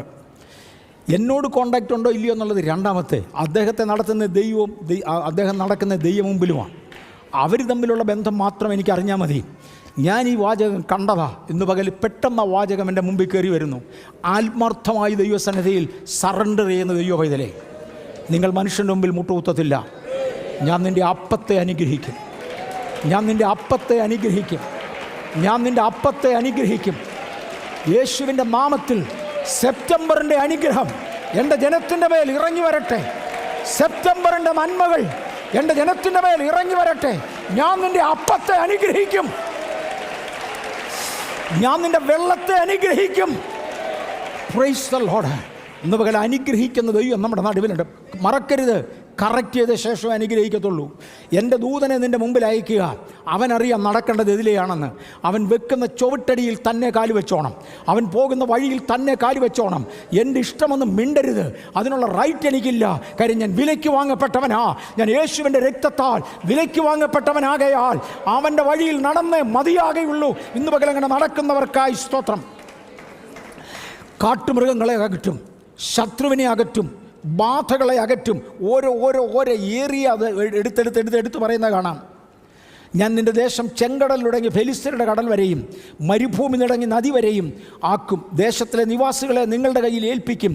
നീ അവരെ നിൻ്റെ മുമ്പിൽ നിന്ന് ഓടിച്ചു കളയണം. ഞാൻ അതിർത്തി തീർത്ത് നടത്തും. നീ ചോദിക്കുന്നത് നിനക്ക് തരുമെന്നല്ല, ഞാൻ നിന്നെ തിരഞ്ഞെടുക്കുന്നതിന് മുമ്പേ അതിർത്തി തീരുമാനിച്ചതാ. മോനെ, ഇവിടെങ്ങും അല്ലടാ. നിന്നെ മിസ്രൈം എന്ന് വിളിക്കുമ്പോഴൊന്നും അല്ല. വല്യപ്പൂപ്പൻ അബ്രഹാമിനെ വിളിക്കുമ്പോൾ ഉണ്ടല്ലോ, അന്ന് ഞാൻ തീരുമാനിച്ചത് അതിർത്തി. Price the Lord. ഇതിനകത്തിരിക്കുന്ന ചിലരെ ആത്മീയത്തിലേക്ക് വിളിച്ചതിന് മുന്നമേ, നമ്മുടെ പിതാക്കന്മാരെ വിളിച്ചതിന് മുന്നമേ, ദൈവം തീരുമാനിച്ച ഇടങ്ങൾ എമ്മേവറീസിനെ ബേഥേലിലേക്ക് അയക്കുന്നതിന് മുന്നമേ അതിർത്തി തീരുമാനിച്ചവനായ ദൈവം, ഹല്ലേലൂയ, നിങ്ങളുടെ പട്ടണത്തിലേക്ക് അയക്കുന്നതിന് മുന്നമേ അതിർത്തി തീരുമാനിച്ചവനായ ദൈവം. കർത്താവേ, യോശുവ, മോശെ, ഇന്നിത്ര സ്ഥലമൊന്നും നിങ്ങളുടെ ഇല്ലല്ലേ? ഇല്ല. പക്ഷെ അബ്രഹാമിനോട് ഞാനാ പറഞ്ഞത്, ഞാൻ വാക്ക് മാറത്തില്ല. ഞാനിതിനെ വളർത്താൻ പോകുകയാ. വിളിക്കകത്ത് നിൽക്കുവാൻ കഴിയാതെ ഞാൻ അതിനേക്കാൾ ചുരുങ്ങിപ്പോയി എന്ന് തോന്നുന്ന, ഞാൻ അതിനേക്കാൾ ചെറുതായിപ്പോയി എന്ന് തോന്നിയവരോട് ദ മെസ്സേജ് ഓഫ് എക്സ്പാൻഷൻ, വളർച്ചയുടെ, വികസനത്തിൻ്റെ, ഉയർച്ചയുടെ, ദൈവിക പണിയുടെ സന്ദേശം യേശുവിൻ്റെ നാമത്തിൽ ഞാനിവിടെ വാരിയിടുകയാ.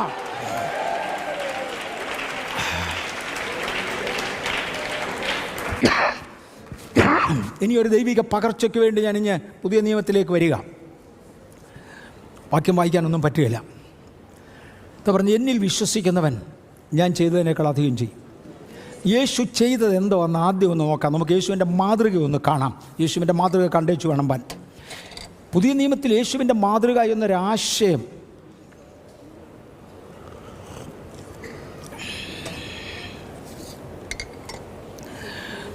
സന്തോഷ് ബ്രദർ മുന്നേ വന്ന് മുട്ടുകുത്തിയപ്പോൾ ഞാൻ ഒരു കാര്യം ഓർക്കുന്നുണ്ട്. ആർത്തിയോടെ ഇവിടുത്തെ യൗവനക്കാർ ദൈവത്തെങ്കിൽ നിന്ന് പ്രാപിക്കുന്നത് ഇവിടെ ഇരിക്കുന്ന പ്രായമുള്ള പലരും കണ്ടിട്ടുണ്ട്. ഒരു ശുശ്രൂഷകൻ സ്റ്റേജിൽ നിന്ന് നന്നായി ശുശ്രൂഷിച്ചേച്ച് ഇവിടെ നിന്ന് ഇറങ്ങുമ്പോൾ അവരെ ഇറങ്ങാൻ വിടത്തില്ലായിരുന്നു. കണ്ടിട്ടുള്ള ഒരുപാട് പേരുണ്ട്. ഒത്തിരി പേര് ഇന്ന് കൈവപ്പിന് വേണ്ടി ചോദിക്കും, ഇവരെ കൊണ്ട് ഒക്കത്തില്ല. അവരങ്ങ് ക്ഷീണിച്ച് തളർന്ന്, ഇതിനകത്തിരിക്കുന്ന ഒത്തിരി പേരും കണ്ടതാ, അവരങ്ങ് ക്ഷീണിച്ച് തളർന്ന് അവർക്ക് പോകല്ലാതെ മാർഗമില്ലെന്നാകുമ്പോൾ ഈ സന്തോഷനെ പോലുള്ള ചെറുപ്പക്കാർ ആദ്യം വരുന്ന മിടുക്കൻ ഇവരുടെ കാല് രണ്ടും കൂടെ അങ്ങ് കെട്ടിപ്പിടിക്കും. പിന്നെ അവിടെ നിന്നേ ഉള്ളല്ലോ, പോകില്ല, കാല് കെട്ടിപ്പിടിക്കും. പിന്നെ വരുന്നവർ മൊത്തം അങ്ങ് കെട്ടിപ്പിടിക്കും. വീഴാതെയും താഴാതെയും സൂക്ഷിക്കും. പക്ഷെ ഒരു വലിയ പകർച്ച ഇവിടെ കൈമാറി. ഞാനവരെ വഴക്ക് പറഞ്ഞിട്ടുണ്ട്, ഇങ്ങനെ ചെയ്യരുത്. ഈ ദൈവദാസന്മാർ തളർന്ന് ഒന്നിരുന്ന് കിട്ടിയാൽ മതി എന്ന് പറഞ്ഞാൽ അവർ നിൽക്കുന്ന ഇവിടെ. അത് കഴിഞ്ഞ് ഇറങ്ങി വരുന്ന വരവിനാണ് ഈ പിടുത്തം. ദയവായിട്ടത് ചെയ്യരുത് എന്ന് ഞാൻ പല പ്രാവശ്യം പറഞ്ഞിട്ടുണ്ട്. പക്ഷേ ഭോഷന്മാരെ പോലെ ഇത് ചെയ്തവരുണ്ട്. അവരൊക്കെ ഇന്ന് നക്ഷത്രങ്ങൾ പോലെ കളന്നു. ഭോഷന്മാരെ പോലെ കെട്ടിപ്പിടിച്ച് എനിക്കൊരഭിഷേകം, ഒരു കൈവപ്പ് എന്ന് പറഞ്ഞ് നിന്നിട്ടുണ്ട്. അവരൊക്കെ ഇന്ന് ഞാൻ 10-40 വർഷമായി ഇവിടെ നിന്ന് കാണുക. അവരൊക്കെ ഇന്ന് നക്ഷത്രങ്ങളെപ്പോലെ ഉയർന്നു. ഒരു തലമുറയുണ്ടോ ദൈവത്തിന് സമർപ്പിക്കുവാൻ, ദൈവത്തിന് സമർപ്പിക്കുവാൻ. കർത്താവ് ഒരു പകർച്ച പകരട്ടെ. സന്തോഷ് ബ്രദർ വന്നതുകൊണ്ട് മാത്രം ഞാൻ പറഞ്ഞിട്ട് വന്നതല്ല, ആരും വരാനും ഞാൻ പറഞ്ഞില്ല. കർത്താവിന് തരാനുണ്ട്. കർത്താവ് പറഞ്ഞു, എന്നിൽ വിശ്വസിക്കുന്നവൻ ഞാൻ ചെയ്തതിനേക്കാൾ ഉപരി ചെയ്യും. യേശു ചെയ്തത് എന്താണ് എന്നൊന്ന് തൊട്ടേച്ചു വരാം. യേശുവിൻ്റെ തുടക്കം ഒരു വീര്യപ്രവൃത്തിയുമായിട്ടാണ്. കാനാവിലെ കല്യാണ വിരുന്നിൽ പച്ചവെള്ളത്തെ വീഞ്ഞാക്കി തീർത്ത് മനുഷ്യനെ കൊണ്ടൊക്കാത്ത ഒന്ന് ചെയ്താൽ തുടങ്ങിയത്, എന്നിൽ വിശ്വസിക്കുന്നവൻ ഞാൻ ചെയ്തതിനേക്കാൾ അധികം ചെയ്യും. മനസ്സിലാകുന്നുണ്ടല്ലോ അല്ലയോ? അൺനാച്ചുറലായി ദൈവത്തിന് ചിലത് ചെയ്യാനുണ്ട്. ഞാൻ മുമ്പേ കണ്ണ് സൗഖ്യമാകുന്ന ചരിത്രം പറഞ്ഞു. ഇത് നാച്ചുറലല്ല. ഡോക്ടർ ചാക്കോ തൻ്റെ ഇൻസ്ട്രുമെൻറ്റ്സ് ഉപയോഗിച്ച് നോക്കിയേച്ച് പറഞ്ഞതാണ്, ഇവർക്ക് A new pair of optical nerves, ഒരു പുതിയ പെയർ കണ്ണിൻ്റെ നരമ്പുകളുണ്ട്. കാര്യം കഴിഞ്ഞ നരമ്പുകൾ ക്യാൻസർ വന്നു പോയി, അതിപ്പോൾ ഇല്ല. ഞാൻ പറഞ്ഞു, സാറേ അവരുടെ ക്യാൻസർ സൗഖ്യമായെങ്കിൽ അതൊന്ന് എഴുതാൻ പറഞ്ഞു.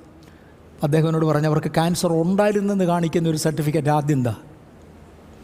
ഇവരുടെ ശരീരം കണ്ട ക്യാൻസർ ഉണ്ടായിട്ട് ഒരറിവുമില്ല. ഞാനിവരുടെ കണ്ണ് മാത്രം നോക്കി എനിക്ക് അത്രയും പറയാനേ അറിയത്തുള്ളൂ. കണ്ണിന് ക്യാൻസർ വന്നതാണെങ്കിൽ 100% കാണാം. സാറിൻ്റെ വാചകമാണ്, ഈ കണ്ണിൽ കാണാനില്ല. She have a new pair of optical nerve, കണ്ണിൽ കാണാനില്ല. അപ്പോൾ ഇവർക്ക് ക്യാൻസർ ഉണ്ടായിരുന്നെന്ന് ആര് പറഞ്ഞു? ഇവർക്ക് ക്യാൻസർ ഉണ്ടായിരുന്നു എന്ന് കാണിക്കുന്ന ഒരു സർട്ടിഫിക്കറ്റ് ഇതാ. ആ സഹോദരി പറഞ്ഞത് ഓർമ്മയുണ്ട്. RCC എന്ന സർട്ടിഫിക്കറ്റ് എൻ്റെ ഇരിപ്പുണ്ട്. അദ്ദേഹം പറഞ്ഞു, അതിൻ്റെ മണ്ടയിലോട്ട് ഞാൻ എഴുതാം, അതിൻ്റെ മണ്ടയിലോട്ട് ഞാൻ എഴുതാം, നിനക്കിന്ന് ഇതില്ല എന്ന്. ഇന്ന് പകൽ അൺനാച്ചുറലായ പലതും സഭയ്ക്ക് വേണ്ടി ചെയ്ത ദൈവം, അൺനാച്ചുറലായ പലതും സഭയ്ക്ക് വേണ്ടി ചെയ്ത ദൈവം വീണ്ടും നമുക്ക് വേണ്ടി എഴുന്നേൽക്കട്ടെ, വീണ്ടും നമുക്ക് വേണ്ടി ചിലത് ചെയ്യട്ടെ. ഇപ്പം തീർത്തുകളയുമെന്ന് പറഞ്ഞ് ശത്രു എഴുന്നേറ്റ ഇടത്ത് സമാധാനമായിരിക്കുക എന്ന് കൽപ്പിച്ചവനായ ദൈവം ഒരു പ്രാവശ്യം കൂടെ വരട്ടെ. തൻ്റെ യേശുവിൻ്റെ അമ്മ തോഴ്മക്കാരെ നോക്കി, അവൻ നിങ്ങളോട് എന്തെങ്കിലും കൽപ്പിച്ചാൽ അത് ചെയ്യുവീനെന്ന് പറഞ്ഞു. ഞാൻ എപ്പോഴും പറയാറുള്ള പ്രധാന ഉദാഹരണങ്ങളൊന്നും ഞാൻ അവിടെ നിൽക്കുന്നില്ല. യേശു പറഞ്ഞാൽ കേൾക്കുന്ന തോഴ്മക്കാരുണ്ടെങ്കിലേ നടക്കത്തുള്ളൂ. കൽപ്പാത്രങ്ങൾക്കകത്ത് വെള്ളം കോരിയേച്ച് ആ മാറുന്ന കൽപ്പാത്രത്തിലെ വെള്ളം കോരി വിരുന്നുവാഴിക്ക് കൊടുക്കാൻ പറയുമ്പോൾ തനിക്ക് വട്ടാന്ന് പറഞ്ഞ് മാറുന്ന ഒരുപാട് മാന്യന്മാരോട് സംസാരിക്കാതെ യേശുവിൻ്റെ അമ്മ സംസാരിക്കാൻ പോയത് പറഞ്ഞാൽ കേൾക്കുന്ന ശിഷ്യന്മാരുടെ അടുക്കലാണ്. ഇന്ന് പകൽക്കാലം അബദ്ധമെന്ന് ശ്ലോകം പറയുന്ന സുബദ്ധമാക്കി മാറ്റുന്നവനായ ദൈവത്തിൻ്റെ വാക്കനുസരിക്കാൻ ഏൽപ്പിക്കപ്പെടുന്ന ദൈവത്തിൻ്റെ പൈതലേ, ഒരത്ഭുതം നടക്കണമെങ്കിൽ ഒന്ന് തോഴ്മക്കാർ. രണ്ടാമത് ഞാൻ എപ്പോഴും പറയുന്നത്, യേശുവിൻ്റെ അമ്മയായ മറിയ വേലക്കാരെ നോക്കുമ്പോൾ യേശു പാത്രം തപ്പുക. ഞാൻ ഒത്തിരി ഇടങ്ങളിൽ ഈ ആശയം പറഞ്ഞിട്ടുണ്ട്. ഇസ്രയേലിൽ പോകാൻ കർത്താവ് ഒരവസരം തന്നു. അന്നവിടെ പോയി ഒരു രൂത്തി എന്ന് പറയുന്ന ഒരു സ്ത്രീയാണ് ഞങ്ങളെ ആ ഏരിയ കൊണ്ട് നടന്ന് കാണിച്ച ഞങ്ങളുടെ ഗൈഡ്. രൂത്തി ഭയങ്കര കഴിവുള്ള ആളായിരുന്നു. അവർ ഞങ്ങളെ ഗലീലയിൽ കൊണ്ടുപോയി, കാനാവിൽ കൊണ്ടുപോയി. എവിടെയായിരുന്നു കല്യാണം നടന്നത് എന്ന് ഇന്ന് വിശ്വസിക്കപ്പെടുന്ന, അത്രേ നമുക്കറിയത്തുള്ളൂ, ഇന്ന് കരുതപ്പെടുന്ന സ്ഥലത്ത് കൊണ്ടുവച്ച് പറഞ്ഞ് ഇവിടെ വെച്ചാണ് കല്യാണം നടന്നത്. കല്യാണ വീടുകളിൽ എങ്ങനെയാണ് സാധാരണ പാത്രങ്ങൾ വെക്കുന്നത്, ആ പർട്ടിക്കുലർ വീടെന്നല്ല, സ്ഥലത്ത് എങ്ങനെയാണ് കല്യാണ വീടുകളിൽ പാത്രം വെക്കുന്നത് എല്ലാം ഞങ്ങളെ കൊണ്ട് കാണിച്ചു. ഞാൻ ഒരു കാര്യം ശ്രദ്ധിച്ചു, അന്ന് വൈൻ വിളമ്പാൻ വേണ്ടി ഉപയോഗിക്കുന്ന കൊച്ചു ഗ്ലാസ്സുകളാണ്. മേ ബി കാൽത്തുടത്തിനും അരത്തുടത്തിനും ഇടയിൽ ചെറിയൊരു മെഷർമെൻറ്റാണ്. 100 മില്ലി-ലിറ്റർ 150 മില്ലി-ലിറ്റർ മാത്രം കൊള്ളുന്ന ഒരു കൊച്ചു പാത്രമാണ്. ഈ പാത്രം നിരത്തി വെച്ചിട്ടുണ്ട്. ഇതിനകത്താണ് വീഞ്ഞ് വിളമ്പുന്നത്. ഈ വീഞ്ഞ് പാത്രം അവിടെ ഇരിക്കെ ചെയ്ത് യേശുവിൻ്റെ നോട്ടം പോയി ഇത് വെളിയിലിരിക്കുന്ന കൽപ്പാത്രമാണ്. ഒത്തിരി ആശയങ്ങളുണ്ട്. സാധാരണഗതിയിൽ ആരും തൊടാതെ കളഞ്ഞിരിക്കുന്ന താണത് എന്ന് വ്യാഖ്യാനിക്കുന്നവരുണ്ട്. സത്യമാണ്. പക്ഷെ ഞാൻ വേറൊരാശയമാണ് കണ്ടത്. ദൈവം എന്നോട് ഇടപെട്ടത് അതാ, മോനെ ഈ കാത്തുടം വീതം കൊള്ളുന്ന ആ കൊച്ചു ഗ്ലാസ് അവിടെ വെച്ചേക്കടാ, എനിക്ക് വേണ്ടിയത് 2-3 പറ വീതം കൊള്ളുന്നതാണ്. ഇതിനകത്ത് 500 ഗ്ലാസ് ഒരുമിച്ച് ചേർത്താൽ അതിലെ ഒരെണ്ണത്തിനത് കയറും.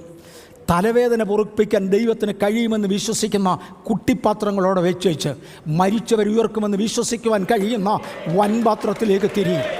ദൈവത്തിൻ്റെ 3-ാം നാളിൽ ദൈവത്തിന് ചെയ്യുവാൻ വിശ്വസിക്കുന്ന വലിപ്പമുള്ള പാത്രങ്ങളെ വേണം. സെപ്റ്റംബറിൽ ഇത് മാറട്ടെ. വിശ്വാസത്തിൻ്റെ പാത്രങ്ങൾ എൻലാർജ് ചെയ്യപ്പെടട്ടെ. മുന്നോട്ട് വരാം. യേശു അത്ഭുതങ്ങളും വീര്യപ്രവൃത്തികളും കൊണ്ട് തൻ്റെ വിശ്വാസം തെളിയിച്ചു. ആളുകളുടെ വിശ്വാസം ചോദിക്കാതെയും അന്വേഷിക്കാതെയും മനുഷ്യൻ്റെ നടുവിൽ വെച്ച് കുരുടന്മാരെ സൗഖ്യമാക്കി. പാലസ് ഗ്രൗണ്ട്സ് വാടകയ്ക്കെടുത്ത് അവിടെ വെച്ച് നമ്മൾ ഉപവാസ പ്രാർത്ഥന നടത്തിയിരുന്ന വർഷങ്ങളുണ്ട്. അതിലൊരു സാഹചര്യത്തിൽ ആളുകൾ വിശ്വസിക്കാതെ വന്നപ്പോൾ ഞാനും പ്രാർത്ഥിച്ച കർത്താവേ, ആളുകൾ വിശ്വസിക്കുന്നില്ല. ഞാൻ വിശ്വസിച്ചില്ല. ഇതൊക്കെ എങ്ങനെ സംഭവിക്കും? ഒരു ആൻറ്റി നമ്മുടെ ഇടയിലുണ്ട്, ഇന്ന് വന്നിട്ടുണ്ടോ ഞാൻ കണ്ടില്ല, ഇവിടെ നിന്ന് എനിക്ക് കാണത്തില്ല. അന്ന് ആളുകൾ ചേർന്ന് ബഥേലിന് വിരോധമായി ഒരു പൂജ നടത്താൻ തീരുമാനിച്ചു. യാഗം നടത്തേണ്ടതിന് 41 ആടുകളെ കൊണ്ടുവന്നു. നമ്മുടെ ബൗണ്ടറിയോട് ചേർന്ന്, നമ്മൾ എടുത്തിരുന്ന ബൗണ്ടറി ഈ ലൈനാണെങ്കിൽ ഈ ലൈനെ ചേർത്ത് അപ്പുറത്തൊരു കുഴി കുഴിച്ചു. ആ കുഴിക്കകത്ത് 41 ആടുകളെ യാഗം കഴിക്കുക. പേപ്പറിൽ വന്നു, നാളെ സൂര്യൻ ഉദിച്ചാൽ ഉടൻ, സൂര്യരശ്മി കണ്ടു കഴിഞ്ഞാൽ ഉടൻ ഇവിടെ യാഗം നടത്തുക. ആളുകൾ, കണ്ടമാനം ആളുകൾ കൂടി. ആളുകളെ കൊണ്ട് നമ്മുടെ പന്തൽ നിറഞ്ഞു. ആ പൂജയ്ക്ക് അറ്റൻഡ് ചെയ്യാൻ വന്നവർ. അന്ന് ഒരു സഹോദരി എന്നോടൊരു ചോദ്യം, ഇവിടെ എങ്ങനെ ഉണ്ടോ, വന്നിട്ടുണ്ടോ എന്ന് എനിക്ക് അറിഞ്ഞുകൂടാ. എന്നോടൊരു ചോദ്യം ചോദിച്ചു, നാളെ സൂര്യൻ ഉദിക്കണ്ടെന്ന് പറഞ്ഞാലോ? ഞാൻ പറഞ്ഞു ഒത്തു, യോശുവ പണ്ട് ചെയ്തതല്ലേ. ഞാൻ പറഞ്ഞത് ശരി ആൻറ്റി, പക്ഷേ എനിക്ക് അത്രയും വിശ്വാസം വരുന്നില്ല, ആൻറ്റി പറഞ്ഞാട്ടെന്ന് പറഞ്ഞു. നിങ്ങൾക്കറിയാമോ, പിറ്റേ ദിവസം സൂര്യൻ ഉദിച്ചില്ല. രാവിലെ 10:30 മുഹൂർത്തം തീരുന്നത് വരെ ഭയങ്കര മേഘമായിരുന്നു. 10:30 വരെ കൊണ്ട് മുഹൂർത്തം തീർന്നു. അതുവരെ കംപ്ലീറ്റ് മേഘപാളികളായിരുന്നു. സൂര്യനെ കണ്ടില്ല, യാഗം നടന്നില്ല. അപ്രാവശ്യവും നമ്മുടെ മീറ്റിംഗ് നടന്നു. എനിക്ക് വിശ്വസിക്കാൻ ഒത്തില്ല. ഞാൻ പറഞ്ഞല്ലോ, ഈ അരക്കപ്പ് വീതം എടുക്കുന്ന, അല്ലെങ്കിൽ 100 ml വീതം, 50 ml വീതം എടുക്കുന്ന കുട്ടിപ്പാത്രങ്ങളോടെ വെക്ക്. അതുകൊണ്ട് ഉപയോഗമില്ല. തൻ്റെ സൂര്യനെ ഉദിക്കാതെ വേണം തടഞ്ഞു നിർത്താൻ കഴിയുന്ന, മരിച്ചവരെ ഉയർപ്പിക്കുവാൻ തക്ക വിശ്വാസമുള്ള ചിലത് ദൈവകരങ്ങളിൽ ഏൽപ്പിക്കപ്പെടട്ടെ. ഒരു ചേഞ്ച് സ്വർഗത്തിലെ ദൈവം കൊണ്ടുവരട്ടെ. യേശു അത്ഭുതങ്ങൾ ചെയ്തു, വീര്യപ്രവർത്തികൾ ചെയ്തു. യേശുവിൻ്റെ ആരംഭം മുതൽ അവസാനം വരെ അതായിരുന്നു. അവസാനം തൻ്റെ മരണസമയത്ത് മന്ദിരത്തിലെ തിരശീല മുകൾ തൊട്ട് അടിയോളം 2ആയി കീറി. പാറകൾ പിളർന്ന് ഭൂകമ്പങ്ങൾ ഉണ്ടായി. സൂര്യൻ ഇരുണ്ട്, ആകപ്പാടെ വ്യത്യാസങ്ങളുണ്ടായി. മരിച്ചുപോയ വിശുദ്ധന്മാർ കല്ലറയിൽ നിന്ന് ഉയർത്തെഴുന്നേൽപ്പിച്ച് അത്ഭുതങ്ങളുടെ രാജാവായി 3.5 വർഷം ഇവിടെ ജീവിച്ച് അത്ഭുതത്തോടുകൂടെ ആരംഭിച്ച് വീര്യപ്രവർത്തികളോടുകൂടെ അവസാനിപ്പിച്ച യേശുവിൻ്റെ മാതൃക